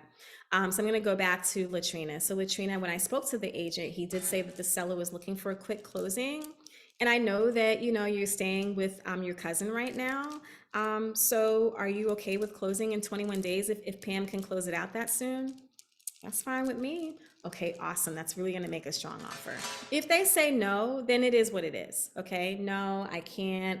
Then no, because my landlord, some of them are in leases. Some of them may have a house under contract. So some situations your client can't accommodate in the offer, and that's okay. I want them to know that's okay. But if you can, let's do it. Okay, so now we've got Latrina is willing to do a $400,000 contract price. I'm happy with that because she's willing to escalate in $999 increments. And I use numbers strategically. I could clearly say 1,000 in the escalation clause, but I don't do that. I use weird numbers like the Pareto effect. You know, reversing the numbers backwards or just using 9s, 3s, and 5s. I want numbers that grab at the people because they see all zeros on everything else. It doesn't grab at them. I want my client's offer to grab their attention. So $999. right? Or, you know, like 1,001, 1,003, something like that. Okay, so escalation clause. Okay, so you do want inspections, or are you comfortable not having an inspection contingency? That's how I say it. I don't say as is. It's all about psychology and words. I really am saying as is. But I'm just gonna put it out there because I want to help them get the house. So Latrina, how do you feel about not having an inspection contingency, knowing that you're gonna have an appraisal done? Excuse me, I'm getting a little warm. You're gonna have an appraisal done. You can have an inspection if you want to, just for FYI purposes, but how do you feel about not making it a contingency to the contract? What am I really saying to her? I don't wanna have inspections as a contingency in order to make her offer strong, but if she's really uncomfortable with that, and your first-time home buyers are gonna be uncomfortable with that, your risk-taking first-time home buyers are not gonna care. They're like, I want the house. I don't need the inspections, I'm fine.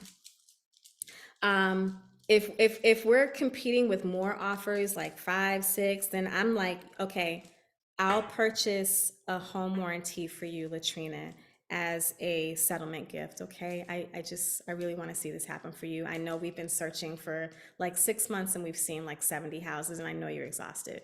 So I will pay for a home warranty for you. You will? Yeah, sure. Home warranty will cover everything electric, everything plumbing. We can even include some appliances if you'd like. Okay, no problem. Okay, great. I've done that several times for clients nervous about inspection contingencies. Again, they have to feel comfortable with that. So let's say Latrina's like, no, I want inspections. Okay, no problem. So my recommendation, let's have a really short window of time for the contingency. I have an inspector that can get out there like in a day and get the report back to us in 24 hours. Let's just do like a 3-day contingency. That means though, Latrina, you and I are gonna have to sit down together ASAP after we have the inspections and review them and let the seller know right away what we want to negotiate for repairs, okay? So if she's just one of those clients that's like, no, I want, my dad said, okay, no problem. Yep, so let's do like a 3-day, 5 days, something really super short. Get that inspection contingency windows super short. I'm gonna tell you right now, as a listing agent myself, that's what I'm looking for when I'm consulting my client. Like, oh, I received an offer, they wanted a 30-day inspection period. I was like, absolutely not. 15 days, nope, we're not, nope. 3 days, 7 days, yep, let's take one of them, okay? Because why? The seller has to wait all that time to know whether your client still wants to buy the house or not. And I educate the buyer of that. This is the time period where the seller is sitting on pins and needles waiting to know whether you still want their house so that they can move on with their lives. So we have to make that short. All right. So Alicia, is 10 days too long? I think 10 days is too long in a multiple offer situation. Hmm. If we're not competing, I think 10 days is perfectly fine. Okay. Yep, That's great. what I really meant, not in the competing, but just in general. Yeah, no, in general, that's great. In fact, if I'm not competing, I'm going to do about 12 days because I just want my client to have enough time to process. You have clients that are processors and they don't do well with speed, then yeah, I think 12 days is great. And I know, Okima, you're in a rural area. If we have a well and septic, then I want 15 days Okay. for my client. Yeah, I want 15 days. Mhm. Great question. Let me pause here. What other questions do some of you have for me? What time are we working with? Oh, good timing. Okay. All right. And then I submit the offer with the cover letter, and my cover letter gets a little more juicy. I highlight the escalation clause amount. I highlight the deposit. I'm very strategic, you know? And then I'm going to be a little more communicative with the listing agent. I'll call them and say, hey, I just sent you the offer. Just want to make sure you got it. Okay, great. Well, listen, I know that you're reviewing offers tomorrow at 6. I hope all goes well. I'm going to make myself available around that time. If you and the seller have any questions about Miss Smith's offer, I'm going to humanize my client. If you have any questions about Miss Smith's offer while you're reviewing at 6 o'clock, I'll be available. And so I wish you the best as you review offers. I mean, you don't have to be, I mean, you may not have a bubbly personality like I do. It's really okay. I'm just trying to convey to you, over communicate with the listing agent because that's important to them. It makes them look good to the seller that they've encouraged their seller to choose the right offer with the right agent, the right lender. Okay? Awesome. Alicia, Yes. can we see the rest of your cover letter? You showed us the top part where you gave the offer specifications, but what do you say in the rest of the letter? Absolutely. This one is not my traditional cover letter. It was pretty short. We were only competing with one other offer. I knew we had a pretty strong offer, and this was a Keller Williams agent. And I just have to be honest. You know, we Keller Williams agents, we treat each other with much respect. So I didn't say as much as I would normally say. I knew we had a pretty good offer, but this is what the rest of it said. What would you normally say? Let me find another example for you, Miss Stephanie. Let's see. How about when I sent the offer for Melanie? Let's see. What address was that one for? Oh,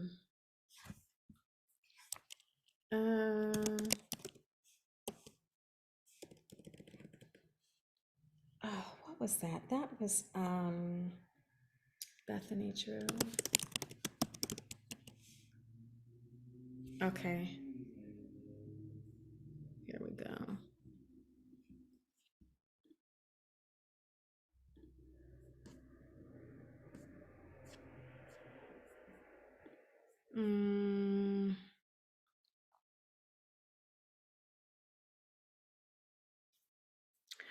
I may need to send you another example. I can't think off the top of my head which one to show you. And just for the sake of time, I want to be respectful of everyone else's time. There's a couple of them that I would really like to share with you. Let me see. Huntley Circle, Justice Avenue. Yeah, I have to go. Can you give me some time to kind of go through my emails and pick like the two best ones for you? Is that okay? Sure. Okay, and then I'll shoot out an I- email to I everybody. want your best. Yeah, I want to give you my best, and I feel like I'm kind of rushing just to try to find something for you, and it may not be one of my best ones. Because I normally copy, every time I send one off, I blind copy my team members so they can see it and just use it as an example. Okay, so now we talked about making offers. I will follow up once I've sent the offer to make sure they received it. And I do kindly ask them to confirm that they received it, okay? When people are receiving multiple emails, you don't want to assume that they did get your offer. So I do ask them to nicely to confirm. And most people are fine, you know, with doing that for you. And then your client is going to want to know, so what's next? When are we going to hear back from the seller? Well, there's no regulation that the seller has to respond in a certain amount of time, folks. So I prepare them for that expectation that I don't know when we're going to hear, but I'll tell you what, I'm going to follow up in 24 hours. If I don't hear an answer in 24 hours, I will be calling that agent, okay? And that's kind of what I do. Okay, so now let's reverse this and talk about how to receive offers. How to receive offers. So you are the listing agent. You have your listing on the market. Let me just first show you a resource that our team uses. It's called an offer summary sheet. And I highly recommend this to make your life easy.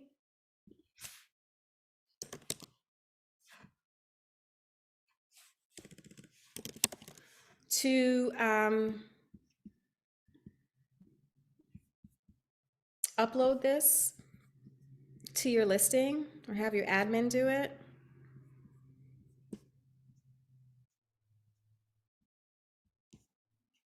Oh, shoot, where is it? Okay. Can everyone see this? Okay. So the offer summary sheet, now listen here, folks. I believe in recycling. So I can't take credit for this. I wrote an offer on a property where I saw the agent had this. And I was like, ooh, snatch, I'm recycling. Thank you very much. I'm being good to the community. So I took this and I think I did kind of put some things on or take some things off. But either way, this is what my team and I use. And we upload this to our listing as a separate PDF. And in the private notes, we do kindly ask the agents to make sure that they fill out the offer summary sheet. We do kindly ask the agents to please send all offers in one PDF document. Please don't be that agent that sends offers in separate PDFs through Dotloop. It is enough to make you want to pull your wig off and shave the hair underneath the wig. If it's not already shaved. Shave your eyebrows, cut off your eyelashes, okay?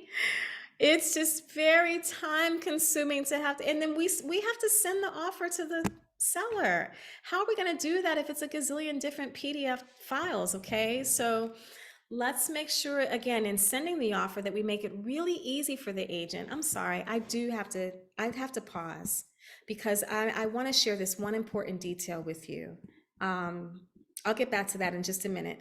One thing I forgot to share with you, sending off the offer to protect yourself. I want to show you this. If you're not already doing this, I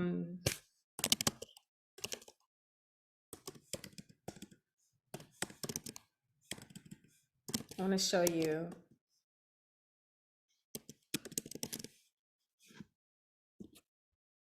Okay. Okay. Oh, you see, this might, when I sent the best and final, I highlighted. Okay, but listen, family, very important strategy to protect you. Also to protect the buyer, but to protect you, you want to make sure that you have the agent version of the listing printout attached to the offer. Attached to you want that to be the first page of the PDF, agent full version. Why? Well, number one, for this section, right here, the compensation. This is one of those rare ones that was 2%. I do have in my buyer agreement, I don't know if it's okay for me to talk about this, but I have in my buyer agreement that my buyer does pay the difference if I'm not receiving the full financial fee. I call it a financial fee, not a commission. Right now, 2.5% is standard. So, you know, if the seller is paying less than 2.5%, the buyer pays the difference at closing. That is what my buyer representation agreement says. And I go over that in my buyer consultation, folks. Took me years to kind of master that conversation, but I got it. And my clients are totally okay with that. All right. So when it is over, when it is more than that, what happened? if it's more, Yes, like a 3%. oh, well, that's fine. Of course, I'm going to take 3%. Okay. Yeah, no, that's fine. Thank you for your question. But if it's less than 2.5, then I'm protected, right? This is a lot of work, a lot of hours. Look at the hours you all. It's a lot of work. Yes, it A lot. is. Another reason why I don't watch HGTV, because I'm like, shoot, my job ain't that easy. Okay. All right. So anyway, you want this with the offer because, and here is a real life example of what happened to me. I submitted an offer and I negotiated closing help. This was in 2020. I negotiated closing help for my client, multiple offer situation, and my client's offer won. Yay. The agent calls me. Hey, I know you, and I know, so when people are like too over friendly with me, I'm like, uh-oh. red flag, Simon.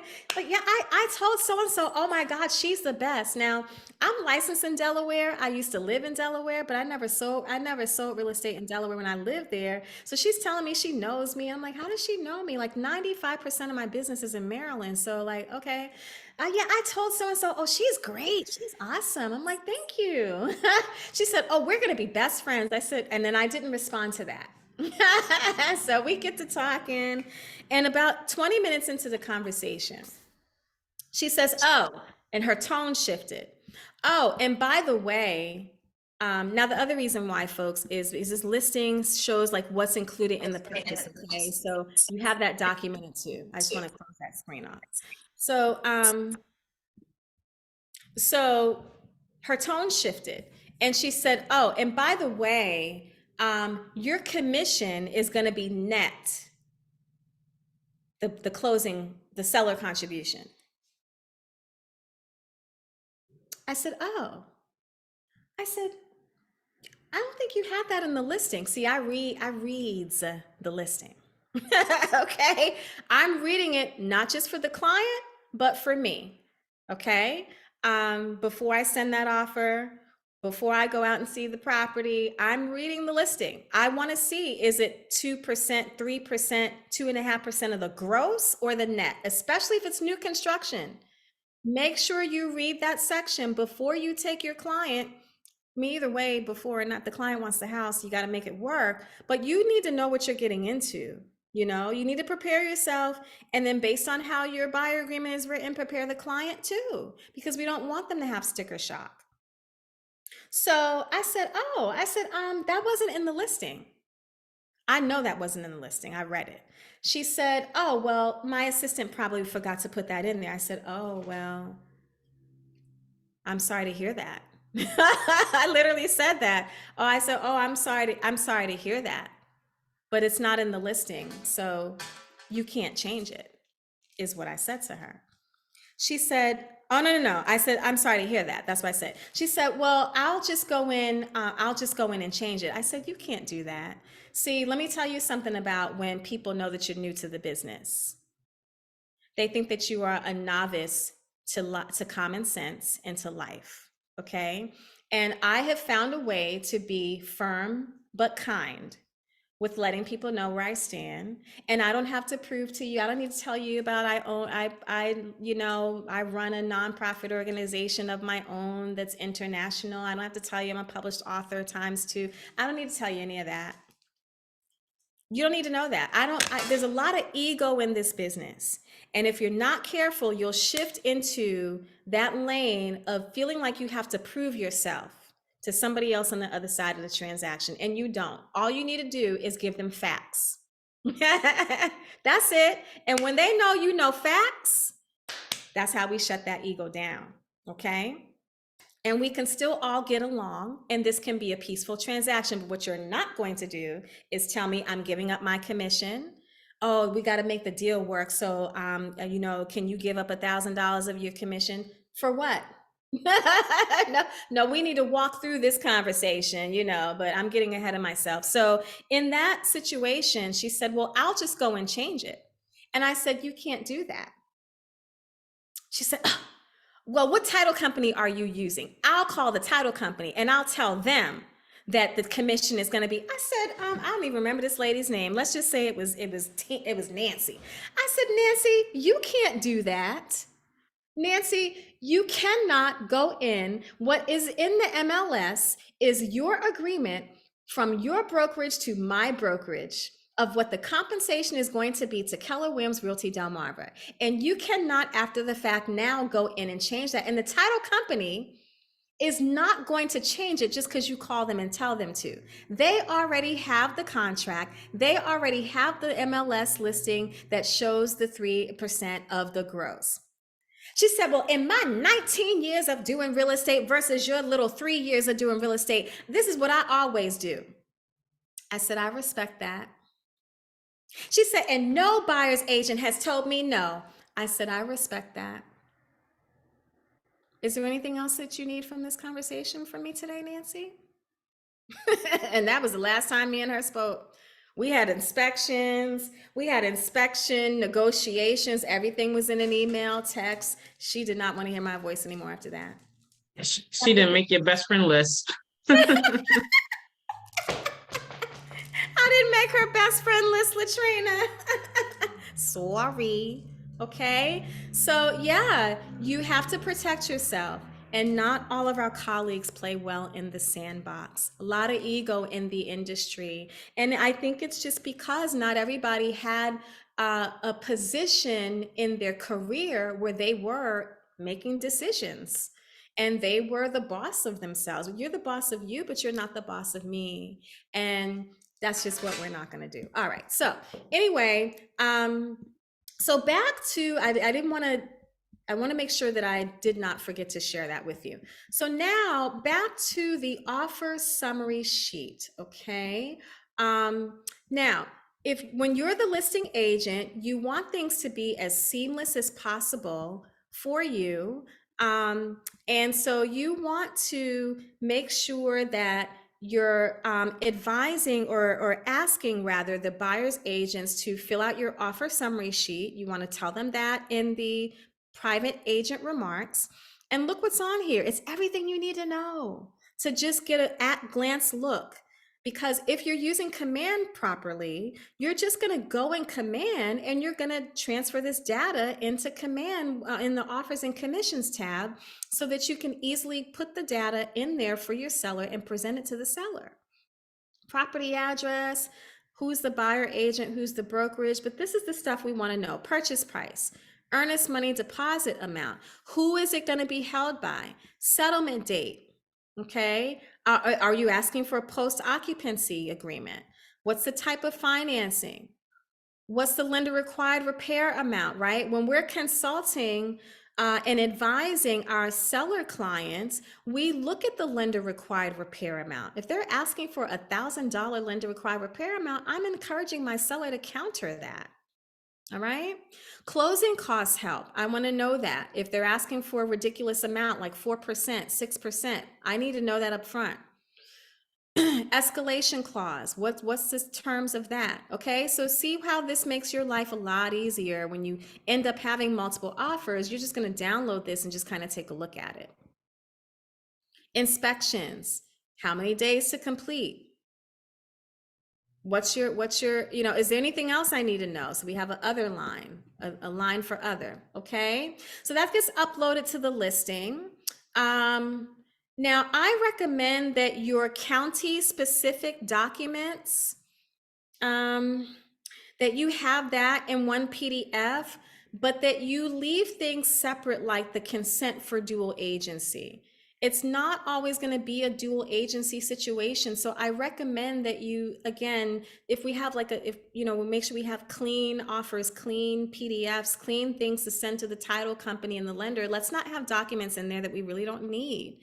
Let's make sure that you don't have agency specific documents. Like what I'm trying to say is don't upload everything to the MLS listing in one file, right? You want to make sure that you break that up. And so that you have like all your county specific documents in one PDF, your consent for dual agency, separate PDF. I would also recommend, maybe this has already been covered in previous classes about listings, but anything the seller has done to the house, that's noteworthy. Maybe they got the roof replaced and you have an invoice. They got the septic repaired, you have an invoice. Like you can put that in the listing as well, okay? But all of your county-specific and state-specific documents, with the exception of the consent for dual agency, I recommend you have that separate. All right, so now we're receiving offers in. So here's what you want to do. You want to be a great communicator as a listing agent, okay? And it's in your client's best interest to have the best offer. And the best offer isn't always the highest offer. On the buyer's side, I've won a multiple offer situation not having the highest offer, It was the terms that I encouraged my client to put in the offer because she wasn't willing to go to a certain price point. And also, I was concerned about appraisal value, and I wasn't going to encourage her to go over a certain number and compromise appraisal value. And so it's the terms, okay? So anyway, you want to communicate to the buyer's agent, you know, if they request a showing, this is a pet peeve for me. You request a showing and you already know that you have the best and final, and you're about to review offers, like you should give them a courtesy text. You can send them a message right in showing time and say, hey, I see you just booked an appointment. And it's like 11 o'clock in the morning. I see you just booked an appointment. The seller is actually reviewing offers tonight at 6. Do you think your client can, I see you booked an appointment. Yeah, do you think your client can get in there as early as possible and submit their offer? You know, at least by 4 or 5 o'clock. I'd love for the seller to be able to see your client's offer. Okay. I try to do that. It's nothing like making the appointment, booking. This happens so many times. Book the appointment. You know, you have offers already when I booked it. Then I drove 30 minutes to get to the house to show it. And now you put it under contract, or you canceled my appointment because it went under contract. Well, you knew it was going under contract when I booked it. I just want us to play nice in the sandbox and show customer service to one another, because you're going to have to engage that agent again. That agent may have a listing that you want to show, and they're going to remember what you did. Okay? So communicate well with the buyer's agents, okay, about any deadlines that the seller has. And sell that house for that. You know, when they book the appointment, I mean, oh, this is a great house. Your client is going to love this house. You know, you may want to show up to some of the appointments and, you know, tour the house with the buyer and the buyer's agent yourself. If that house is sitting for a minute, I'm sorry, I'm kind of going back to a different topic. But okay, so you receive the offers. Well, okay, let's start with you know you're about to get an offer. And then you know you're about to get another offer. What do you do? What do you do? Well, you talk to the seller. Hey, seller, we have 2 offers coming. Now we have a couple of options. Do you want to do a deadline for all buyers agents to submit? Excuse me, folks, I'm sorry. I need to get a drink. My mouth is kind of dry. And what time are we working with? Oh, okay, I'll make sure we're done by 8. Well, we're done by 8, and if you want to have an after hours party with me and I continue what I'm saying, then you can hang out. So, Mr. or Mrs. Seller, would you like to do like a best and final? Like, don't assume that's what they want to do, and don't make the decision for them. Give them choices and options, because we really do work for them. Now, they may ask you, well, what do you think I should do? Well, then you can give them your best recommendation. Excuse me. But I like to make them feel like they do have the right to make the choice. So, thank you, excuse me. So, okay, Stephanie, do you want to do like a deadline? Yeah, sure. Okay, so I'll go in showing time, and I'll send an email to all agents that have showed the house, because I want to just really get as many offers as I can for my client. So, so I'll say, okay, seller wants all offers in by Sunday at 2. Okay.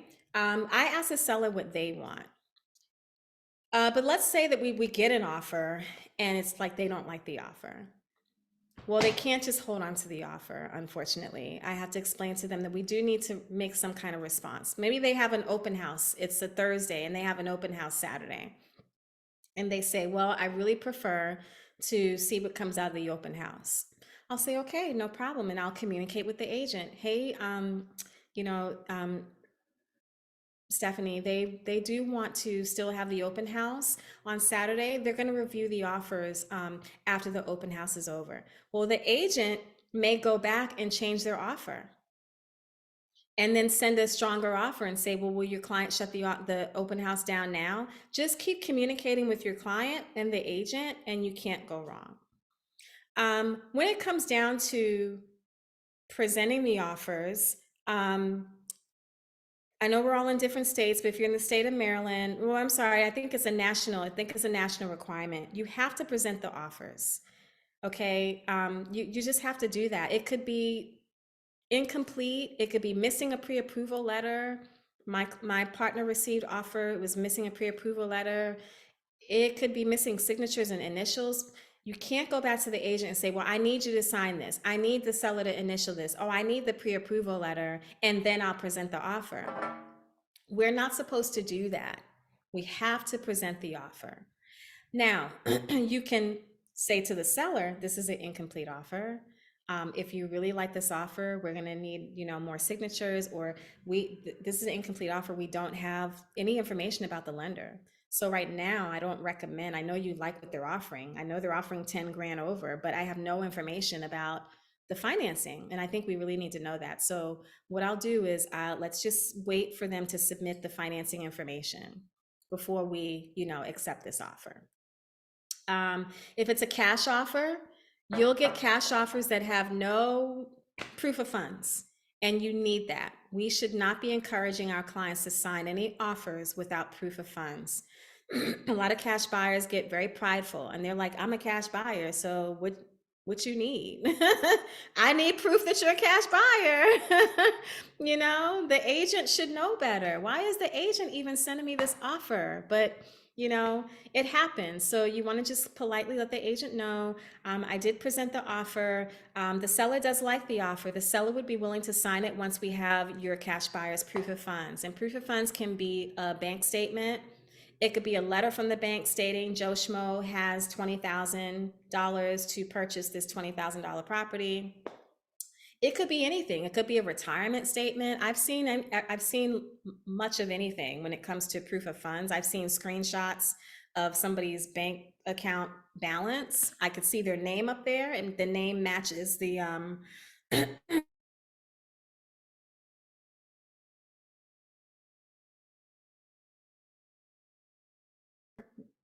he was somebody from Zillow. Said, I want to make an offer. Here's my offer. He tried to come off as not a scammer. Said, send me a list of attorneys in the area. I'm like, okay. I sent them the list of attorneys in the area. He said, I want to choose this attorney. I'm like, okay. I wrote up the offer because he was unrepresented. Supposedly, I wrote up the offer. Did he sign it? I think he did sign it. He docu-signed it, and he sent me proof of funds. If I'll remember, I'll try to find it and send you what it looks like so you can be on the lookout. It came from a bank that is an actual bank, but the balance at the top, the numbers didn't make sense. And that's how I knew it was fraudulent. And so I did still present the offer because I had to. It was an offer, it was signed, and it had proof of funds, but I let my client know why I knew that this was not a legitimate offer with a legitimate proof of funds. Okay, let's see. What questions do you have about presenting? Presenting offers really is like the easy part of our job. You want to be organized. You want to use the command offers tab. It's going to save your life. Just like I said, communicate well with the buyer's agent. You want to protect your seller by changing the status to active under contract and not pending. The most solid buyer can still walk away. The most solid buyer. And it brings a stigma to the property when we have to put it back on the market. So you want to have the status changed to active under contract so your client can continue to receive offers on the house and have the house shown. Now, you want to ask them if that's what they want. I ask them, is that what you want? And I let them know why I recommend active under contract versus pending. Some people, they still live in the house and they're like, I don't want any more showings, and I have to respect that, no problem. But here's why I recommend that you still keep the house in a status where it can be shown, and I let them know why. Now, you can receive, let's say that you are under contract and you receive a backup offer. It has to have the backup offer addendum with it. And if it has that, you still present it. You still have to present offers even when you're under contract. And so a backup offer can still be, has to be presented, but it can still be negotiated and signed off and ratified with a deposit given. And it just sits there until something happens with the first offer. So that can happen whether it's pending or active under contract. But active under contract, at least I can still have the house shown to other buyers. Okay, questions. It is 7:59, so I'm gonna honor your time. I hope that I gave you something that was helpful and that would add to your success bucket. So let's unmute or raise your hand and let's get your questions answered. I just wanted to know where you went to get the analysis at in Bright. Yeah, I'm gonna send all of you a video. But I went to residential sale. You go like you do like you're about to do a comparative market analysis. You do those same steps. Mhm. You go to residential sale, like I think it is residential, and then you know pull. I don't get specific. I just pull. Let's say that the house is a 2,000 square foot house. No, let's say that it's a 3-bedroom, 2-bedroom house in Smith Farms subdivision. I'm going to pull 3-bedroom, 2-bathroom, and I'm gonna go to Smith Farm subdivision. And I'm just gonna look for properties that sold today in the last 30 days. And then I do the price analysis report based on that. So I let Bright MLS pull up the properties for me. And then I do the price report from that data. Because I'm just trying to give them, remember, I just want to give them a range of of what they should offer based on data that's factual. So in the last 30 days, Okema, in Smith Farms neighborhood, the sellers received 96% of their asking price. So I recommend that you stay in that number right there. So you can offer within 96% of the seller's asking price. What would you like to offer?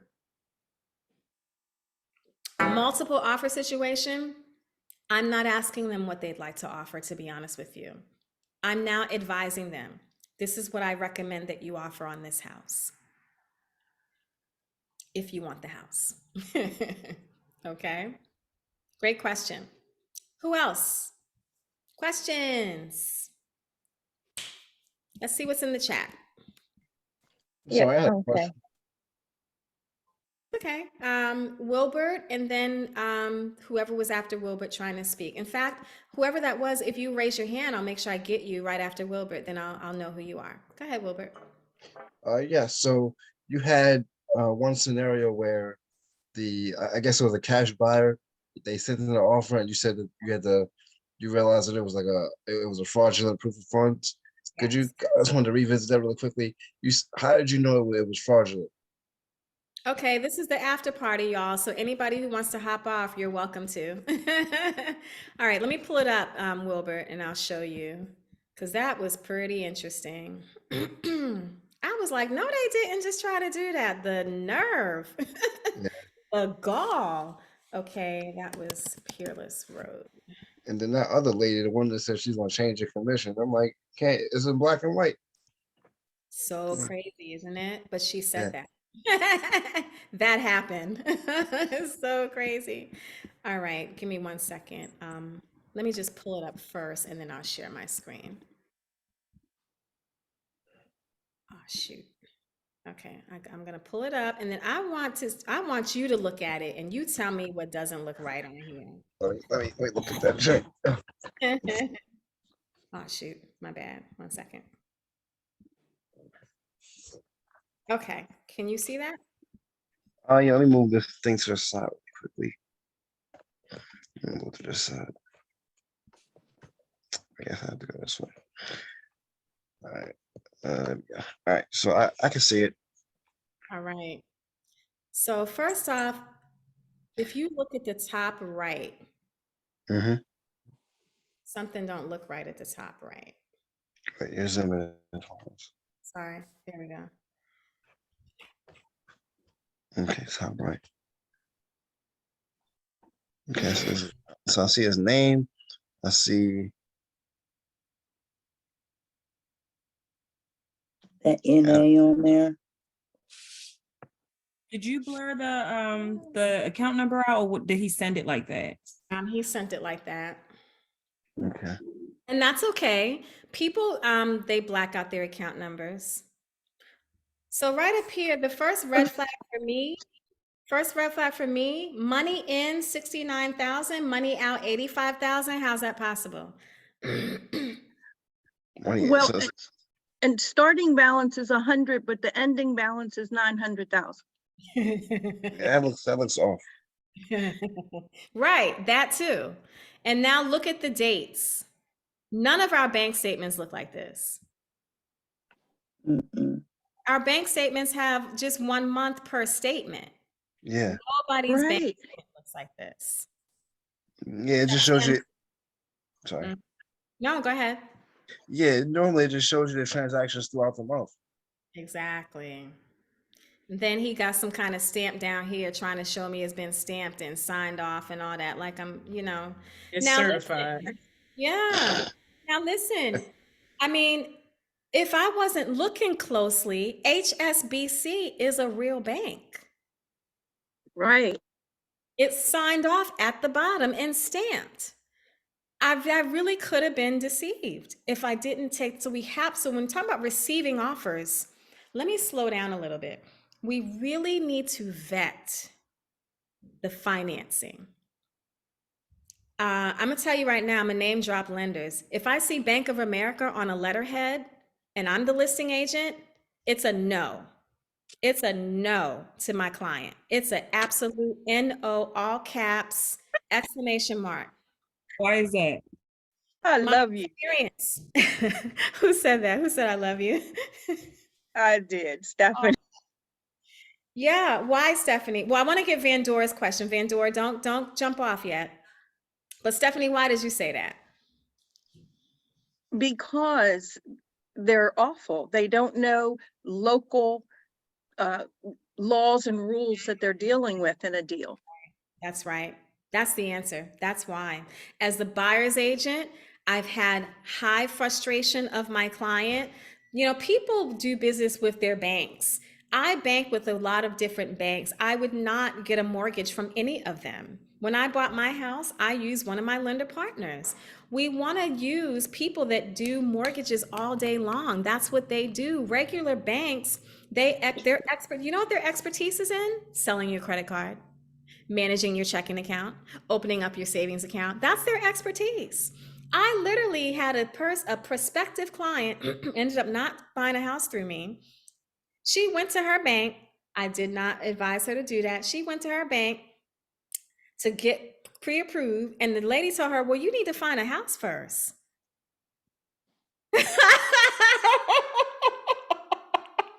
I can't make this up, Stephanie.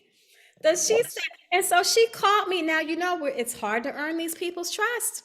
So she called me and her wall was right back up. Well, I went to my bank and she told me, why is that realtor sending you in here to get financing and you don't even know what you're buying? I had an incident like that starting out. That's why I asked why. All right, I want to get Van Dora's question. Thank you for that. So Bank of America is a no, and now guaranteed rate, and Rocket Mortgage. I'm sorry, I just. Do you have the documents? Do you have? This is what I asked them. This is what you need to ask the lenders. And Van Dora, you're next. I'm the listing agent. I've got offers in front of me. My client says, I really like this offer right here, Alicia, but I'm unfamiliar with this bank, or it's a bank that I'm like, I didn't have a good experience with them, but we'll give it a try. So I call. Hey, Joe, it's Alicia from the Optimism Group at Keller Williams. So my client is reviewing an offer where you are the loan officer for the buyer, and I just have a few questions. Do you have a minute? Okay, awesome, Joe. So Joe, what is your process of pre-approving clients? And I wait for his answer. Okay, so is this client rate sensitive? Is the buyer rate sensitive? I want to know that. What am I really trying to find out when I say, are they rate sensitive? The 3-lettered acronym, DTI.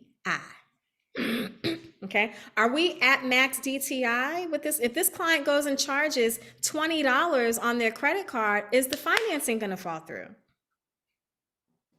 If the rate jumps a half a point before you lock it in, is the deal good?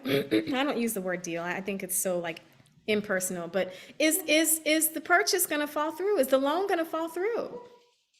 If the rate jumps a half a point higher, then that I may encourage my client. This may not be the strongest offer. I know you like what they're offering. It may not be the strongest offer if they're rate sensitive. Are they credit sensitive? They don't need to tell me their credit score. Are they credit sensitive? If the loan program's requirement is a 620 and they have a 615, they're credit sensitive. And if for a lender that's willing to tell me that, I need to know. Thank you. Okay. Okay. So I want to know their process of pre-approving the client. What am I listening for? I'm listening for, well, we normally collect their 2 years of their tax returns. Well, now that we're in 2023, I need to hear that they've collected 3 years of the tax returns. I need to hear that they have 2022, 2021, and 2020. Okay. Do you have all of their, you have the documentation for all of their assets? What I mean by that is, have they looked at their retirement accounts? Have they looked at their bank statements? Do you have all their W-2s and 30 days? I say this, do you have 30 days of their income? Now I have to ask this question. When does the loan application expire? I have to ask that now, because last year I had a listing. The client was clear to close. Clear to close, okay? Day before settlement, the agent calls me. I'm so sorry, I have bad news. What you mean you got bad news? My seller been trying to sell this house for the last 6 months. Not with me, they was a FSBO. It was a FSBO. What you mean you have bad news? It's the 4th buyer this client has had. I'm the only person able to sell this house. Yeah, so what happened though, wasn't the buyer's fault, and I felt really bad for him. Somebody in Florida used his credit card. Good night, Christopher. This is the after party. Good night. Somebody in Florida used his credit card, and they were using it for 2 months, and they maxed it out, and he didn't know. He didn't know. This guy had an over 700 credit score, guys. His credit score tanked to 500 and something. So sad. But the problem was, I want to know why I'm just knowing this right now. Oh, because his credit expired. His credit application expired yesterday. We had to do a repull. Well, who was going to tell? When was somebody going to tell me that the credit app expired before closing? Then I would have wanted to push the closing date up. Right? That why? So that lender, one of my agent partners, wanted to use her, and I was like, absolutely not. Let me tell you why. You do what you want to do, but let me tell you why I recommend that you don't use her. Yeah. Oh, the credit application expired the day before settlement. Most lender partners I do business with would tell me that from the jump. They would tell me that once I send them the contract. Well, Alicia, the credit is about to expire, so let's close on this date so I don't have to repull their credit. So as a listing agent, I ask the question, when does the credit application expire?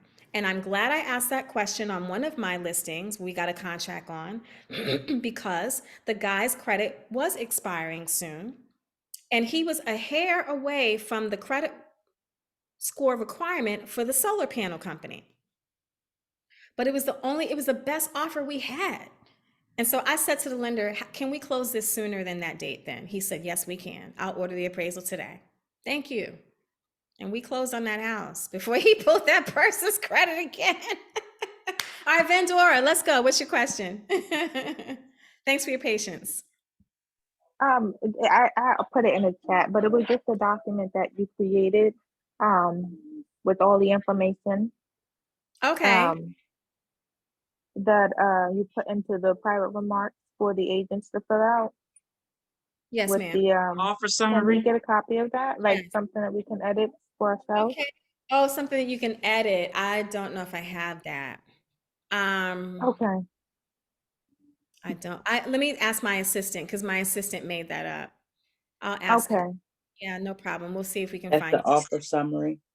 Yes. Yes, yes. We'll see if we can find you an editable version. I know how important that is. Thank you.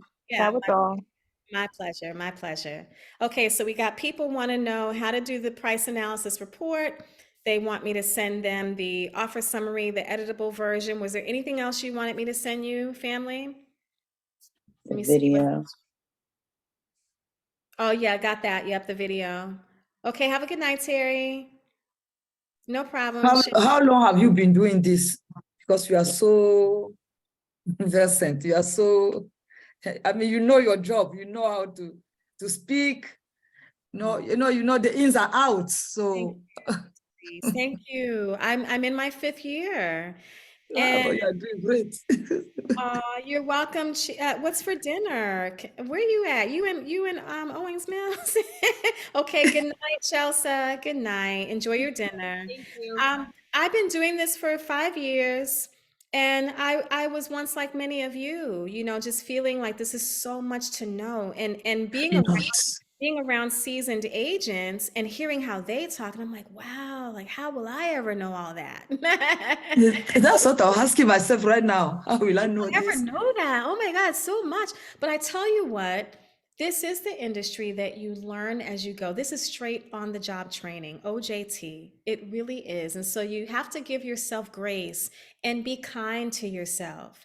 And, the only thing I will warn is that some seasoned agents are a little mean in the playground, and they will try to intimidate you. If you're new and they smell that you have new blood, then they will be condescending sometimes. And I'm sorry in advance that that happens. It's not everybody, but you'll know it when you feel it happening to you. And just be confident. Don't be afraid to ask questions. Now, don't ask the agent on the other side any questions because they're not your friend. And nobody is your friend in this industry, okay? But make sure you pull on your coaches. Ask some of the top producing agents in the office if you can shadow them. Ask if you can sit in on a consultation. Hey, you can sit in on any of my consultations. I offer that to the students in the Ignite class. I'm more focused on my investment part of my business this year, but I still am actively in production, and I run a team. So I'm coaching them, training them, supporting them, and training. But I'm happy to offer, if I'm ever doing a buyer consultation, almost all of my buyer consultations are on a Zoom call.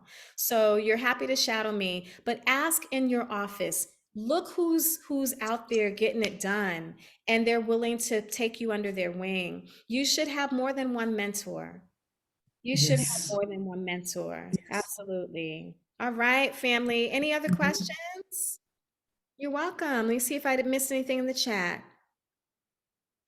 Could you please say the tabs to click to get to the price? Yep, I'm going to send you a video about that, Okima. No worries there. Okay, so let me just copy and paste this entire chat so that I have all of your email addresses, and we will call it a night. I'll put my information. Let me put my information in the chat for you one more time. This is how you can find me on social media, Alicia Potter, at the real Alicia Potter on Instagram, and then my personal cell phone, putting that in the chat for you. Okay, and then my email address. Everybody got that? All right, listen, stay in touch. Let me know how you're doing. Those of you that are in Anne Arundel County, Baltimore County, PG, Howard, anybody over on this side of the bridge, the other side of the bridge in Maryland, I would love to collaborate with you. And those of you that are in other states, I'd love to talk about how we can, support each other's businesses and be referral partners. There's so many different ways to make money in this business. And I love, love, love doing referral partnerships. And that's how I market myself. I market to the community that I can help you buy a house in all 50 states and overseas, because I can through my referral partnerships. Thank you, everybody. All right, well, have a great night. If there's no more questions, thank you for sharing your Thank information, you. with Trina and Tavon. You're welcome. Good night, everybody. Enjoy the rest of the Ignite sessions. Good Thank night. you. You have been one of the best. Let me tell you. We're coming down to the end and we've seen it all. Oh no. This was great. This was I great. get that feedback a lot. Thank Yeah, you. I yeah. really do appreciate that. Thank you so very much, Miss Stephanie. And Thank you. yeah. Make sure you reach out to me. I'd love to connect with you. Yes, All right. definitely. All right. Take care, everybody. Good night.